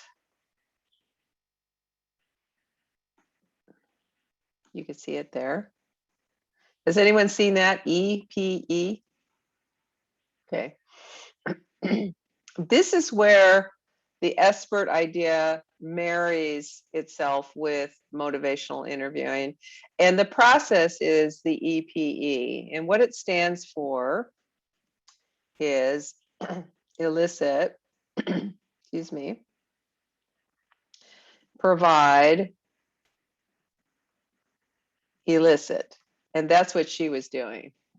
And using those MI tools, open-ended questions, reflections, the screening tool.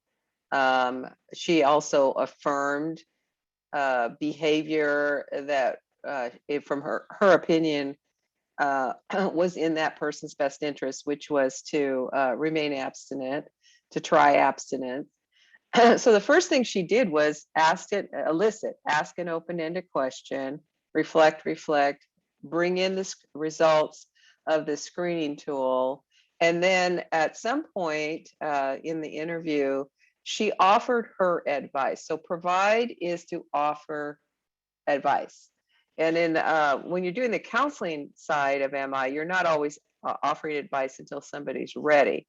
But in the brief intervention model using MI, you do provide advice within that atmosphere of spirit and style where you think that the person might actually listen to your advice. So she had to build that relationship with him pretty quickly to be able to get that. So she offered the advice, in my medical opinion, And then she went back to eliciting. What do you think about that? Is that something you would be willing to try? Would you be willing to try it in the next 2 months? So that's back to elicit. So it's elicit, provide, and I might add into this acronym for SBIRT, I would add in elicit, use your MI skills, but also bring in the screening tool as a data point, so that when you're working with somebody, it's not it's not your opinion. It's based on a validated screening tool that you took. He took this. This was self-administered. That she can then help him interpret what the screening tool measures. So it's elicit, provide, elicit. Just a handy little thing. So when you're screening, and you could, mostly I think it's really for screening and for briefer interventions when you're trying to match somebody up with a resource that either they identify that they already need, or you want to provide data to the referent, or you want to get more information yourself just about who you're talking to and what their experiences are. And I believe in the slideshow I do have a couple of resources for you to check that process out. The one thing that that the brief intervention, she also did a scaling, and that was her attempt to do some readiness assessment. So when you're doing that scaling, you're really trying to determine how ready is that person to want to pursue making a change in their behavior. And this is around a very targeted behavior such as drinking. So these tools work best when you have a clear targeted behaviors such as drinking or drug use or mental health issues versus their whole life.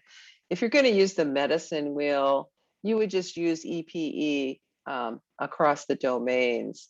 Elicit, provide, elicit around how you do with your spiritual practices, and or elicit, provide, elicit around how are you feeling physically, mentally, emotionally, etc. as a brief intervention. Has anyone ever heard of that before, the EPE? Is that new to you? Yeah. Okay. All right.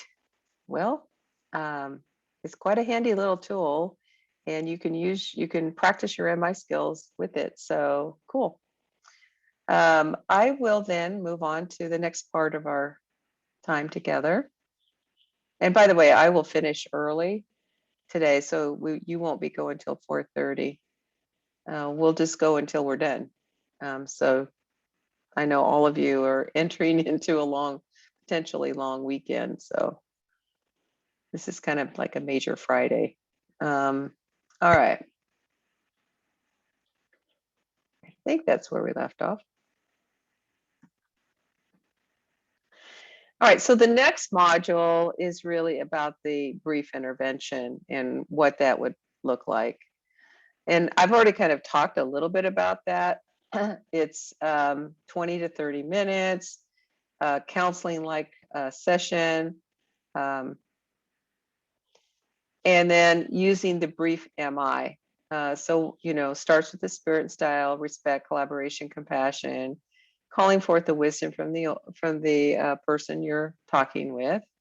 And again, the definition would be a collaborative, client-centered form of guiding to elicit and strengthen a person's own motivation for change. So that means you have to have a lot of quick building rapport. So in that example, and the next and final example I'll show you illustrates these points is empathy, compassion, creating trust, showing an interest in communicating and understanding what's being communicated and within a cultural context. So asking permission. Here's some ways to ask permission. May I ask you some personal questions that we ask all of our clients? And that's really important to normalize people getting used to being asked these type of questions. By asking, it will help us to come to the best plan to increase the likelihood you can get the best possible care. Now, that kind of intro you could use in any setting. So it's not just a medical setting. And then talk about confidentiality while you're also talking about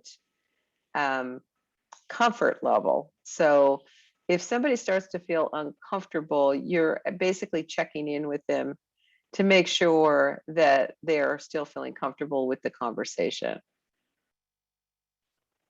Okay, so let's try this example.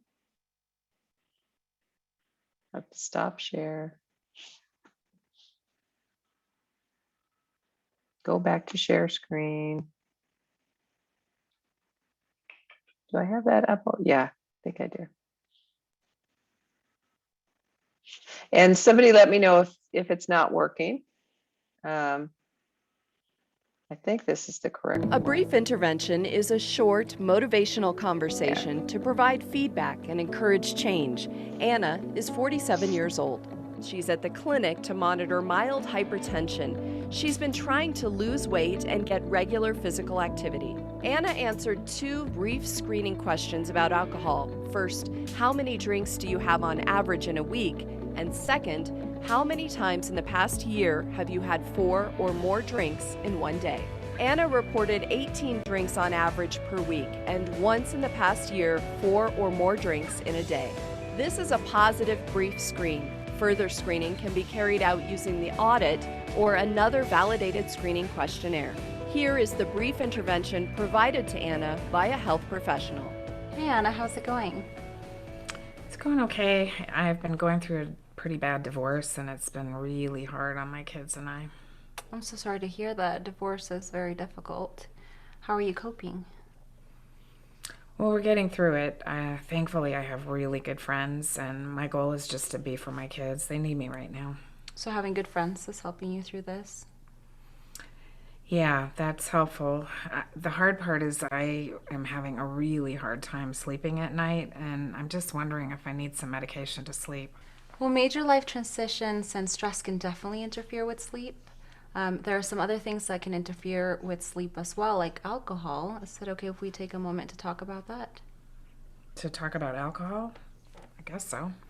Yeah, well, we ask everyone about their drinking because of its effect on your health. So you said you have about 18 drinks a week on average, and then once in the last year you had 4 more drinks. Is that right? Yeah, that's right. I usually have 2 to 3 glasses of wine at night, and then I was at a wedding a little bit, about half a year ago, and I had more than 3 drinks there. Okay, so I want to let you know that lower risk drink guidelines for women are no more than 7 drinks in a week, so on average about 1 a day, and never more than 3 drinks in a single occasion. Lower risk for what? So having more than those limits can interfere with your health both in short term and in the longer term. One way is that it does interfere with sleep. So even though it may help you get to sleep sooner, it actually doesn't allow you to stay asleep. Wow, that sounds exactly like me. I fall right to sleep and then wham, 1 or 2 in the morning, I am wide awake. Okay, so you've noticed how it affects your sleep. And then also over the long term, it can start raising your blood pressure. How do you feel about that information? I actually have never really thought about it. I just knew that it helped me relax to have a couple glasses of wine when I got home and de-stress in the evening. So you never considered how it might affect your health? No, and I didn't know it affected my blood pressure at all. Yeah, so what's the next step you might want to take? I guess cutting back might be one idea. Did you say only 1 drink a night, though? Yeah, that's right. So on average, about 1 drink a night, and then never more than 3 in a single occasion for women. So you mentioned some reasons why you might want to make that change. What else motivates you to think about that? Well, if I could sleep better at night and I'm thinking about the cost. If the cost was a little less, that would probably be helpful also. So it sounds like you can think of several reasons why cutting back might be helpful. So I'm curious, on a scale of 0 to 10, how ready do you feel to cut back? If 0 is not at all and 10 is you're extremely ready. I'm not sure, maybe about a 5.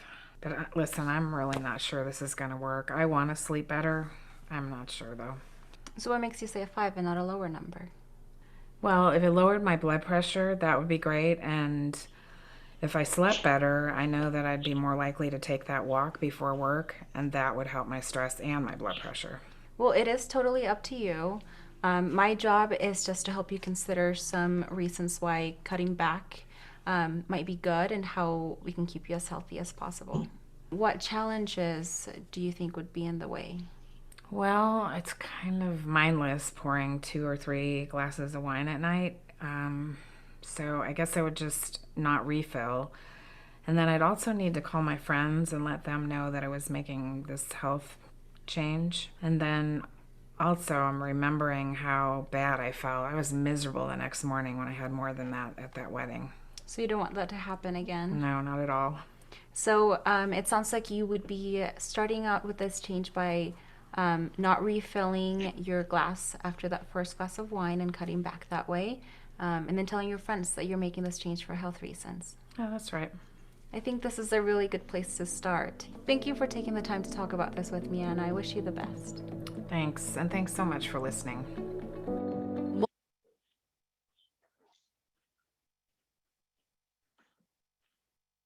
So that example is really to demonstrate how to do a brief intervention to help motivate somebody to consider cutting back because they're outside of the recommended limits around use. Of course, if it's a different substance, you're going to have different limits. But the main process that she used is similar to what the doctor was using with Jacob, the 14-year-old. So when you think about that process, my assumption with all of you is that you already come to the table with skills. So that's my assumption. And so therefore, some of the things that we're talking about in terms of doing this process is really, okay, what screening tool do I want to use and why? Or actually, you might be using multiple screening tools depending on your population and who's coming to your center. What screening tools do I want to use? Why would I use them? Do I know how to use the screening tool? Do I feel comfortable with it? Do I know how to score it? And also, do I feel comfortable with interpreting it and using it in using more of a motivational conversation? So that's one way to think about this. And then the next part is, how would I assess my own ability to have a EPE, if you will, elicit, provide, elicit type of conversation? How comfortable am I? And or if you are trying to practice your MI skills, how comfortable would I be in using those MI skills to provide feedback around a outcome of a screening tool? So ask permission, talk about confidentiality, introduce the subject, let people know it's a universal thing that you're doing. It's a universal screen, so they don't feel picked on or judged. Ask an open-ended question, reflect the response, and then bring in the screening tool and say, well, like, I see on your screening tool X, that you scored blank, and let's say it's what we call a positive screen, whereby at the different risk levels, you would be providing education possibly, or you would be doing a brief intervention to get someone to change their behavior.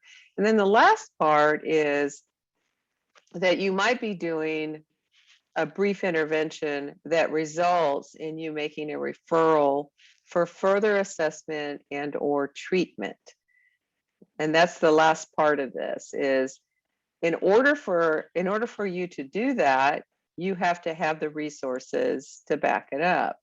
So in Star's case, she didn't have all the resources readily available in her community, and she had a contact with a center that it was several miles away. So one of the things about implementing an SBIRT model is thinking, which Curtis offered earlier, is thinking about what kinds of resources do I need to develop in order to have the full circle with an SBIRT model, and you can develop them. I mean, it could be as simple as a MAP program getting established. Well, that's not simple, but you get the point. Or it could be that you have a contact with a medical provider in the case of opioid dependence. Or it could be that another thing that I was going to mention to Star. So if anyone's working with Star, I think some of you are. Yeah, mention that the TOR program is going to have a peer recovery panel coming up at the end of the month. And that was another thing I think in rural areas is if you could get the recovering community within your rural area and start developing some peer recovery specialists, that is another thing to provide immediate support within the community for those people who are trying to get help and hopefully get some sobriety. So that's another thing that you can develop within your community that maybe even might provide some transportation for people to get to the programs that are miles and miles away. So something to think about. So there's a lot. Yeah, Willie. All right. So, we watched the screening just now. Okay. What do you do if you have a client that comes in and you did the screening and they tested high on there and you sit them down and you talk to them, you tell them, yes, this is a universal test, and they tell you, and they look you straight in the eye and say, I don't have a problem. Yeah. What do you do? Well, what do you do? Well, you just go with it. I mean, you have to use your best MI skills there and say, well, so when you present the screen and then they say, I don't have a problem, I might, using my best MI approach, I might say something like, so it sounds like it might be uncomfortable for you to get this screening result. Okay. Can you tell me what's happening with you? What's going on? Okay. And knowing what you know about them, what do you think they might say? Okay. Yeah. I just wondered how to go about that. Thank you. Well, yeah. Well, remember in MI, yeah, it's always about them and it's not about you. Okay. And that's the important thing. It's actually kind of freeing, I think. It's relieving that you don't have to take it on. So just give it back to them. So it sounds like it might be uncomfortable. Now you're taking a guess, honestly.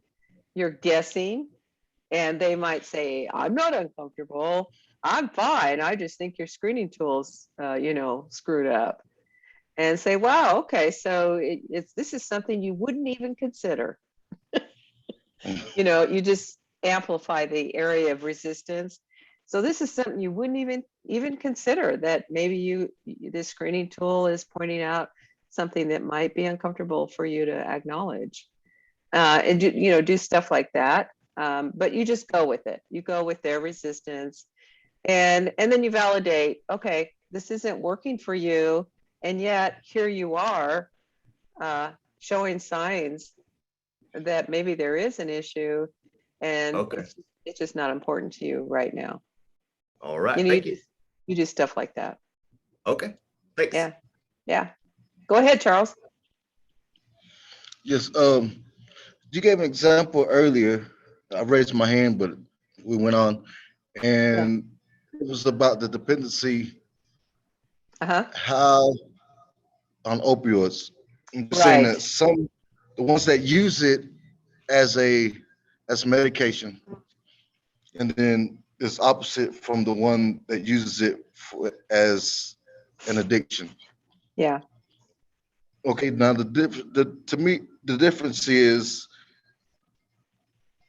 I mean, well, what is the difference? Okay, because if one needs it, he's out of medication or she's out of medication, and so they're going through withdrawals, right? Yeah. And so the one that's on the street is out of medication, doesn't have the money to get it, and they're going through withdrawals, right? Yeah. So how do you differ that from one that's medically needing than the other one physically needing it? Good question. All right. Opioids, you can get tissue tolerance with opioids in 2 weeks. Any one of us could get dependent on opioid medication within a 2-week time frame pretty easily, actually, right? Okay, so that's physical dependence. That's why people have to be super careful with those type of narcotics. So you really only want to use them with the acute phase of some pain, with the exception of people who are suffering from chronic pain, such as cancer treatments, maybe fibromyalgia, some physical thing. So you can get physically dependent on a substance like that within a very short period of time while you're getting treatment for a medical condition. That does not equate to addiction. Physical dependence and addiction are different. Addiction is when you misuse your medication, or you're on the streets doing drugs to get high and you end up physically dependent, and then you compulsively are in an addiction process where you need more and more of the same to get the kind of high you are seeking. That's the difference with opioids. So a chronic pain patient could be physically dependent, but taking their medication as prescribed. So they're not overusing it. They're not asking for early refills. They're taking their medication to abate the pain condition that they're suffering from, such as cancer treatment or other kinds of chronic pain. Now, let's differentiate that from emotional pain, because now it gets a little complicated, right? So you're not taking opioids to manage emotional pain or mental pain. You're only using it for physical pain. And so there's a lot of people that are taking opioids and are addicted to it physically, but are using it as medically prescribed,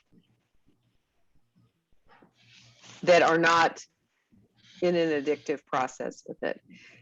More and more nowadays, though, to be honest, medical providers are not prescribing opiates for that purpose. And you may run into people who aren't able to get their medication because the medical community is pulling back on prescribing it, and they're suffering because they are in physical withdrawal. And they're being told you have to learn other ways to manage your pain, which is a challenge. There are some valid uses of opioids, mostly for acute pain, not post-surgical cancer treatment. Fibromyalgia is another one that people will use it for. But there's other substances like gabapentin that you could use to manage pain that aren't as addicting, that don't result in that withdrawal syndrome of the physical withdrawal. So it does get a little complicated, but it's super important when you're talking to people that you are able to distinguish whether someone's actually an addict process or they are withdrawing because they don't have access to their meds, but they've never abused their medications. And it's really kind of like what they tell us. Yeah. And then what the client tells. Yeah. And we differ from that, what they tell us, because we know the difference between the both of them.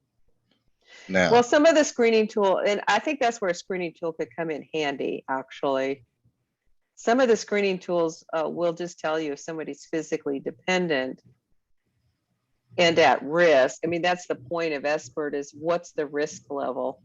If somebody's physically dependent, but not doing addictive behaviors, they wouldn't necessarily screen out as being at a high risk, versus someone who's physically dependent, but doing addictive behaviors. I think the number was 2 on the screening tool. Then they're in a moderate to severe risk level. So you have to think risk, mild, moderate, severe, where are people at in that continuum. I got one more thing. Yeah, go for it.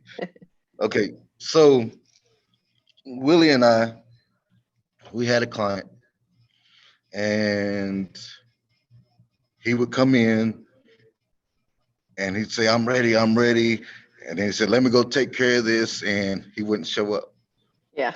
And so he did it to us a couple of times, but he did it to us this time after we took MI training, after we took the MI. Oh, good. So what happened? He's doing good. And yay! But we finally got him in there, but it was because of the training that we had, and we listened to him and we used everything that he said against his. I mean, we turned it on him because that's what he told us, and so he was like, "Yeah, right. I did say that. I did feel that way, and and it went down to the last. I mean." To the last straw. I mean, he was, even the morning that he was supposed to leave, he was still didn't show up or anything. So I called him and used the exact same thing that he told me, used it against him again. Not against him, but I just used his own words to motivate him. Yes. Yeah. And you used his own words to motivate him. Yeah, Willie picked him up and he went on down there. So we check on him, here and there, and he's doing good. And he tells us, man, it wasn't for y'all, I wouldn't be here. I said, no, it's all you. It's you made the step. We just helped you get there. You made the steps for recovery. Absolutely. Yeah. So he's doing good. So I just wanted to tell you that, Oh, thank you so much for sharing. I love to hear good stories about how it's working, and you saved a life there. Yeah, he was tough too. It sounds like he was. It made sense. It made sense. Everything made sense after we had that training. So we talked about it after. I was like, man, I'm glad we took that training, because we used it. I mean, it's both of us, but we used everything, my point of view, his point of view, but it was all about what he was telling us. Yeah. And so. Yeah, that's the whole thing. Self motivational statements. It's really, you just mirrored back what he was showing to you. Exactly. But through your lens, so you could motivate him towards what he really wanted. That's the idea behind MI type of interventions, is that you're really calling on their higher spirit, their higher self, in that approach.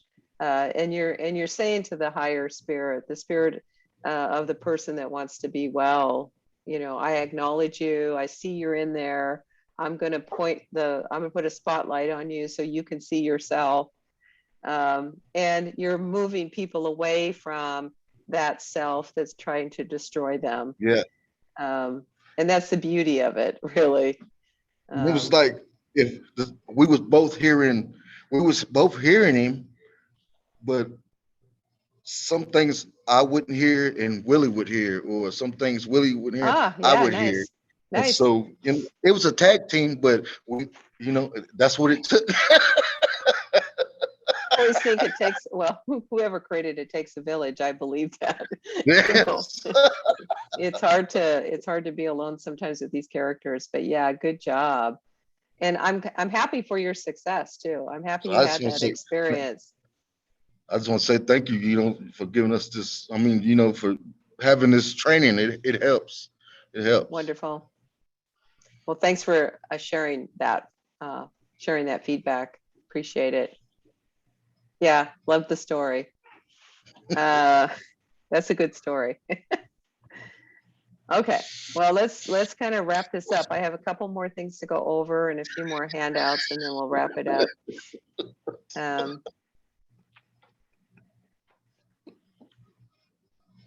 Your laugh is infectious, my friend.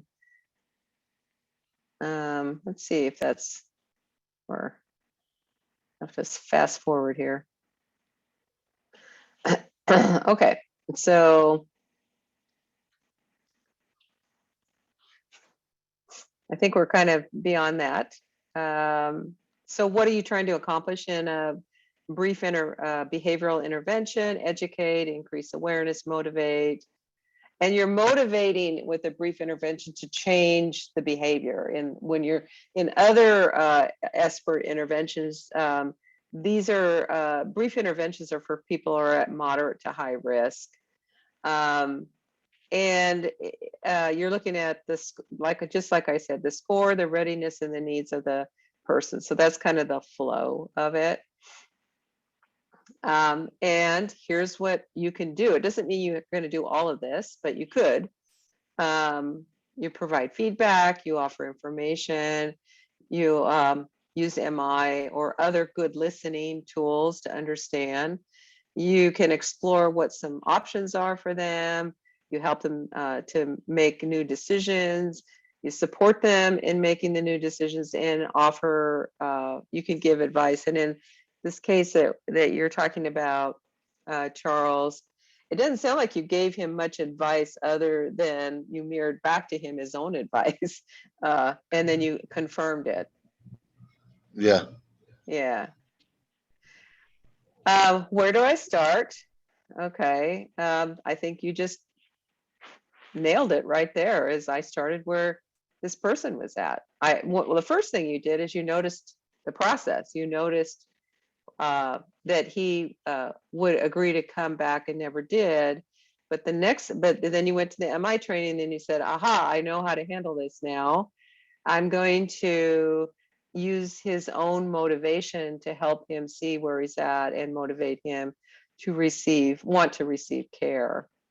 The other thing that I heard you say is when he was waffling the day for admission, you did a follow-up phone call. And I do a lot of follow-up phone calls when I'm using MI, because as we talked about in the training, motivation changes and fluctuates a lot. And it certainly did with that guy. So having that constant follow-up is super important with somebody. It was just like not giving up on him. Yeah, yeah. And reminding him of himself in a way, while you're also offering some information.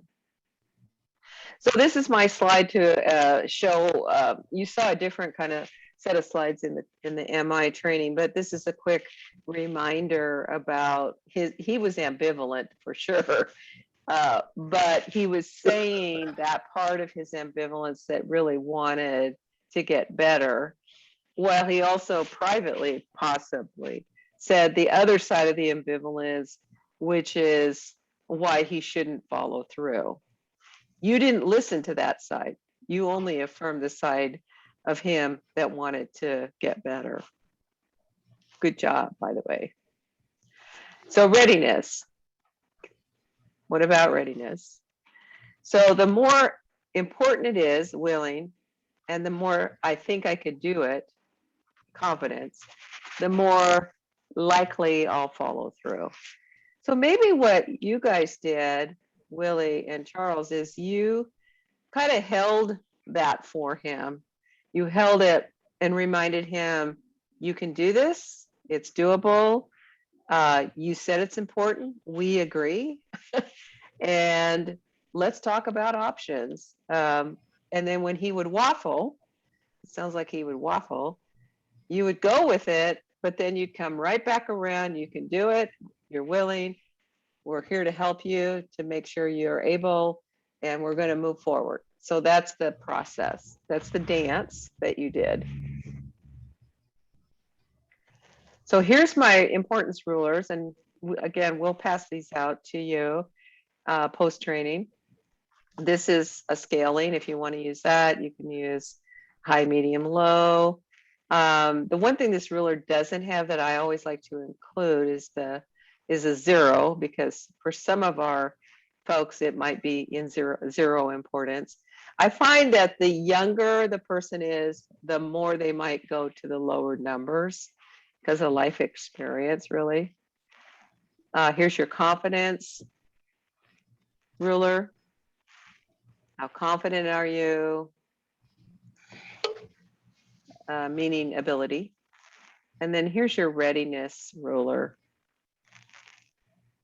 So it's importance, confidence, and then readiness at the peak of the pyramid. I'm not sure what this is, so I'm going to skip it.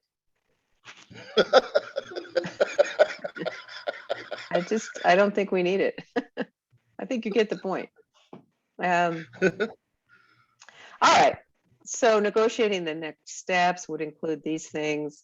When you think about how to improve your oral health, how does your use of blank factor into your thoughts and feelings? You could rephrase that to, when you think about how to improve your overall mental well-being, how does X behavior factor in your thoughts and feelings? It could be something like, how does taking your medication for anxiety or depression factor into, or how have you learned to cope with when you get triggered with trauma? That would be a rewrite, but it's still an open-ended question. What do you think you might do if you were going to consider making a change? Let's take a moment and think about it. What might you do? What could get in your way?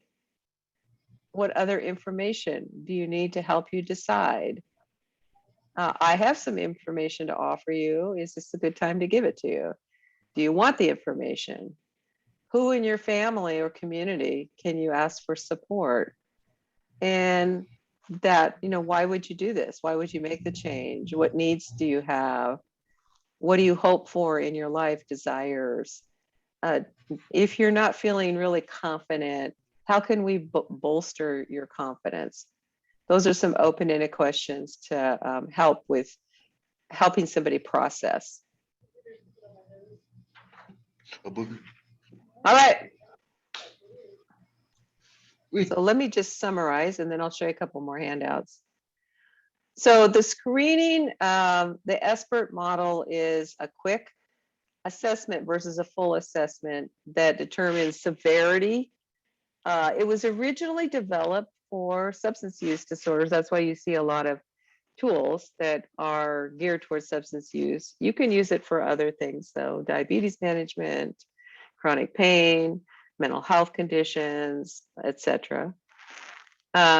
Screening in and of itself does not result in a need to do further assessment, because somebody might be low risk, or they might be in a moderate risk, but with a conversation, one session conversation, they may decide to reduce their risk. The brief intervention aspect of SBIRT is really for someone who's in a higher risk level, and it uses the concepts and skills of MI. And then, so you can do screen alone, screen with a brief intervention alone, or screen, brief intervention, and then a referral to care. So there's different ways to use this. If you're going to refer to care, talk about confidentiality, talk about their options, where can they go for care, get consent forms. And if you don't have a lot of resources, think about, if you want to implement this model, think about how to create relationships of wraparound that's what the soft handoff is you would then have a place for people to go. And there's different communities around the country, because I train people all over Indian country, around the US, the Alaska, and the lower 49 states. So think about, okay, there's other Native communities that have done this. They've done the implementation. They know who to contact. They've gone through the process. So think about contacting them, and you could call us and ask us at the center who would be a good contact. Now I saw your hand this time. Charles, did you raise your hand?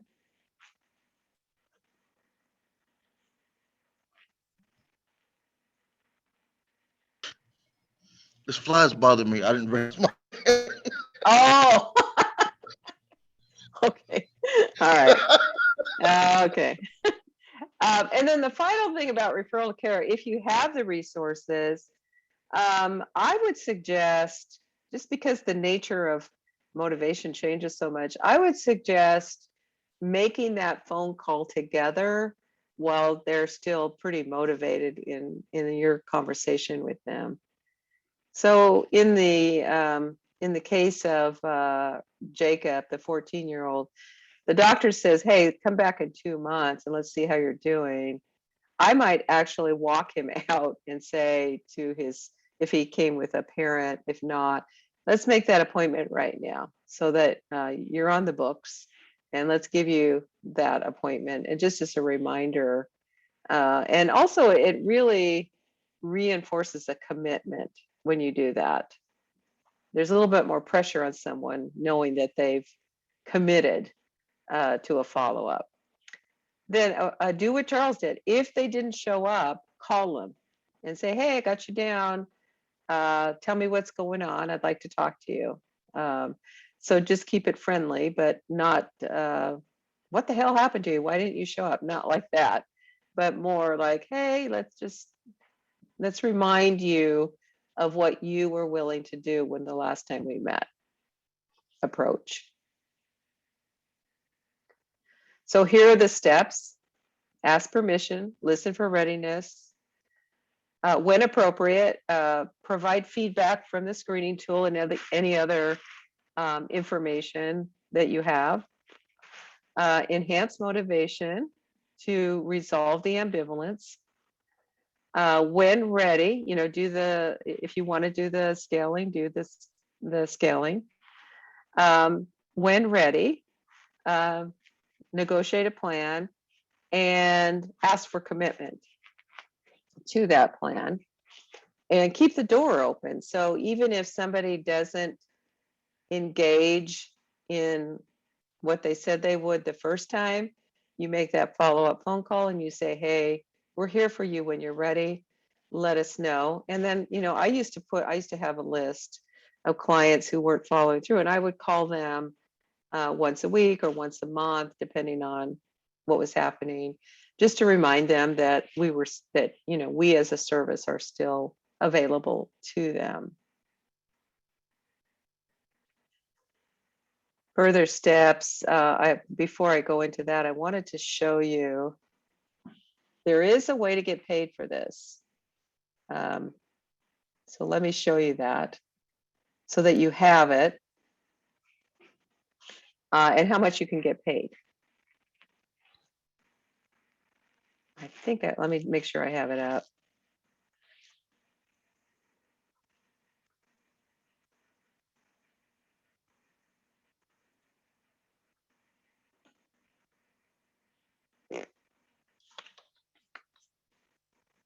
Give me a minute till I find it.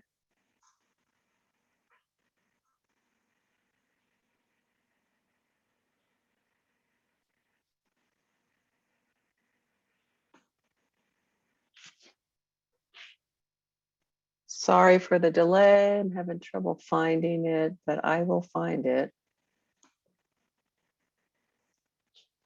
AMA billing codes. Here we go.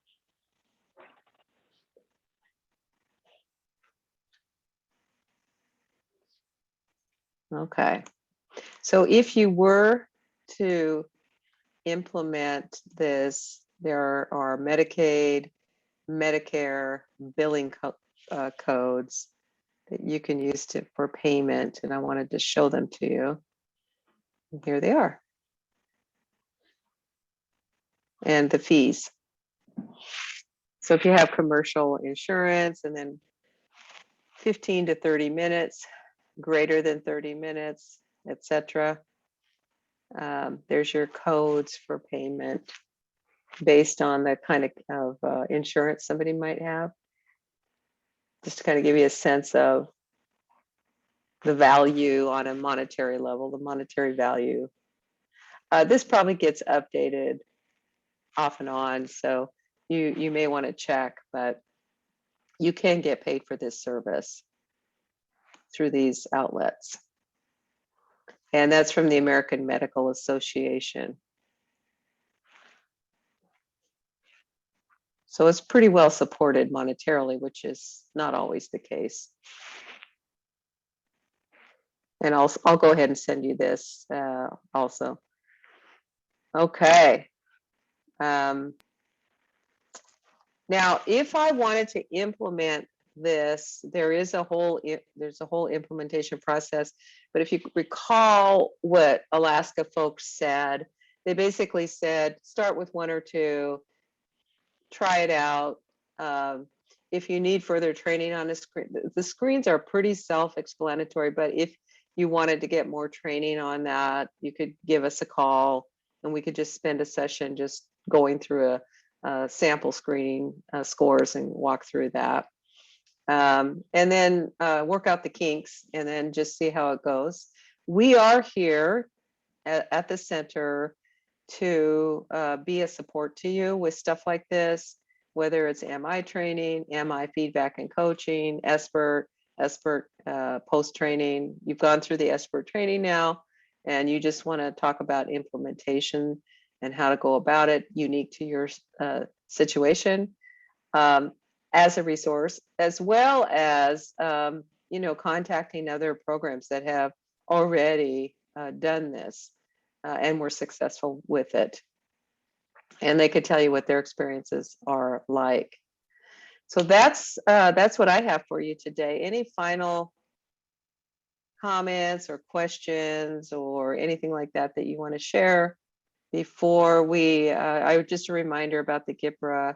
I'll have Jeff come in a second and talk about how to do the GIPRA. I think you usually just put it in the chat box, but we would appreciate your feedback on this training. So any final thoughts and comments before we sign off?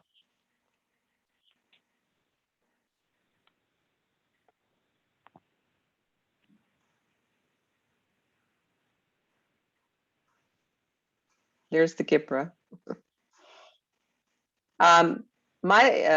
For me, for learning for myself, does this seem doable to you in the context of your role? It's doable. And what was the most important learning for you today that you can take away?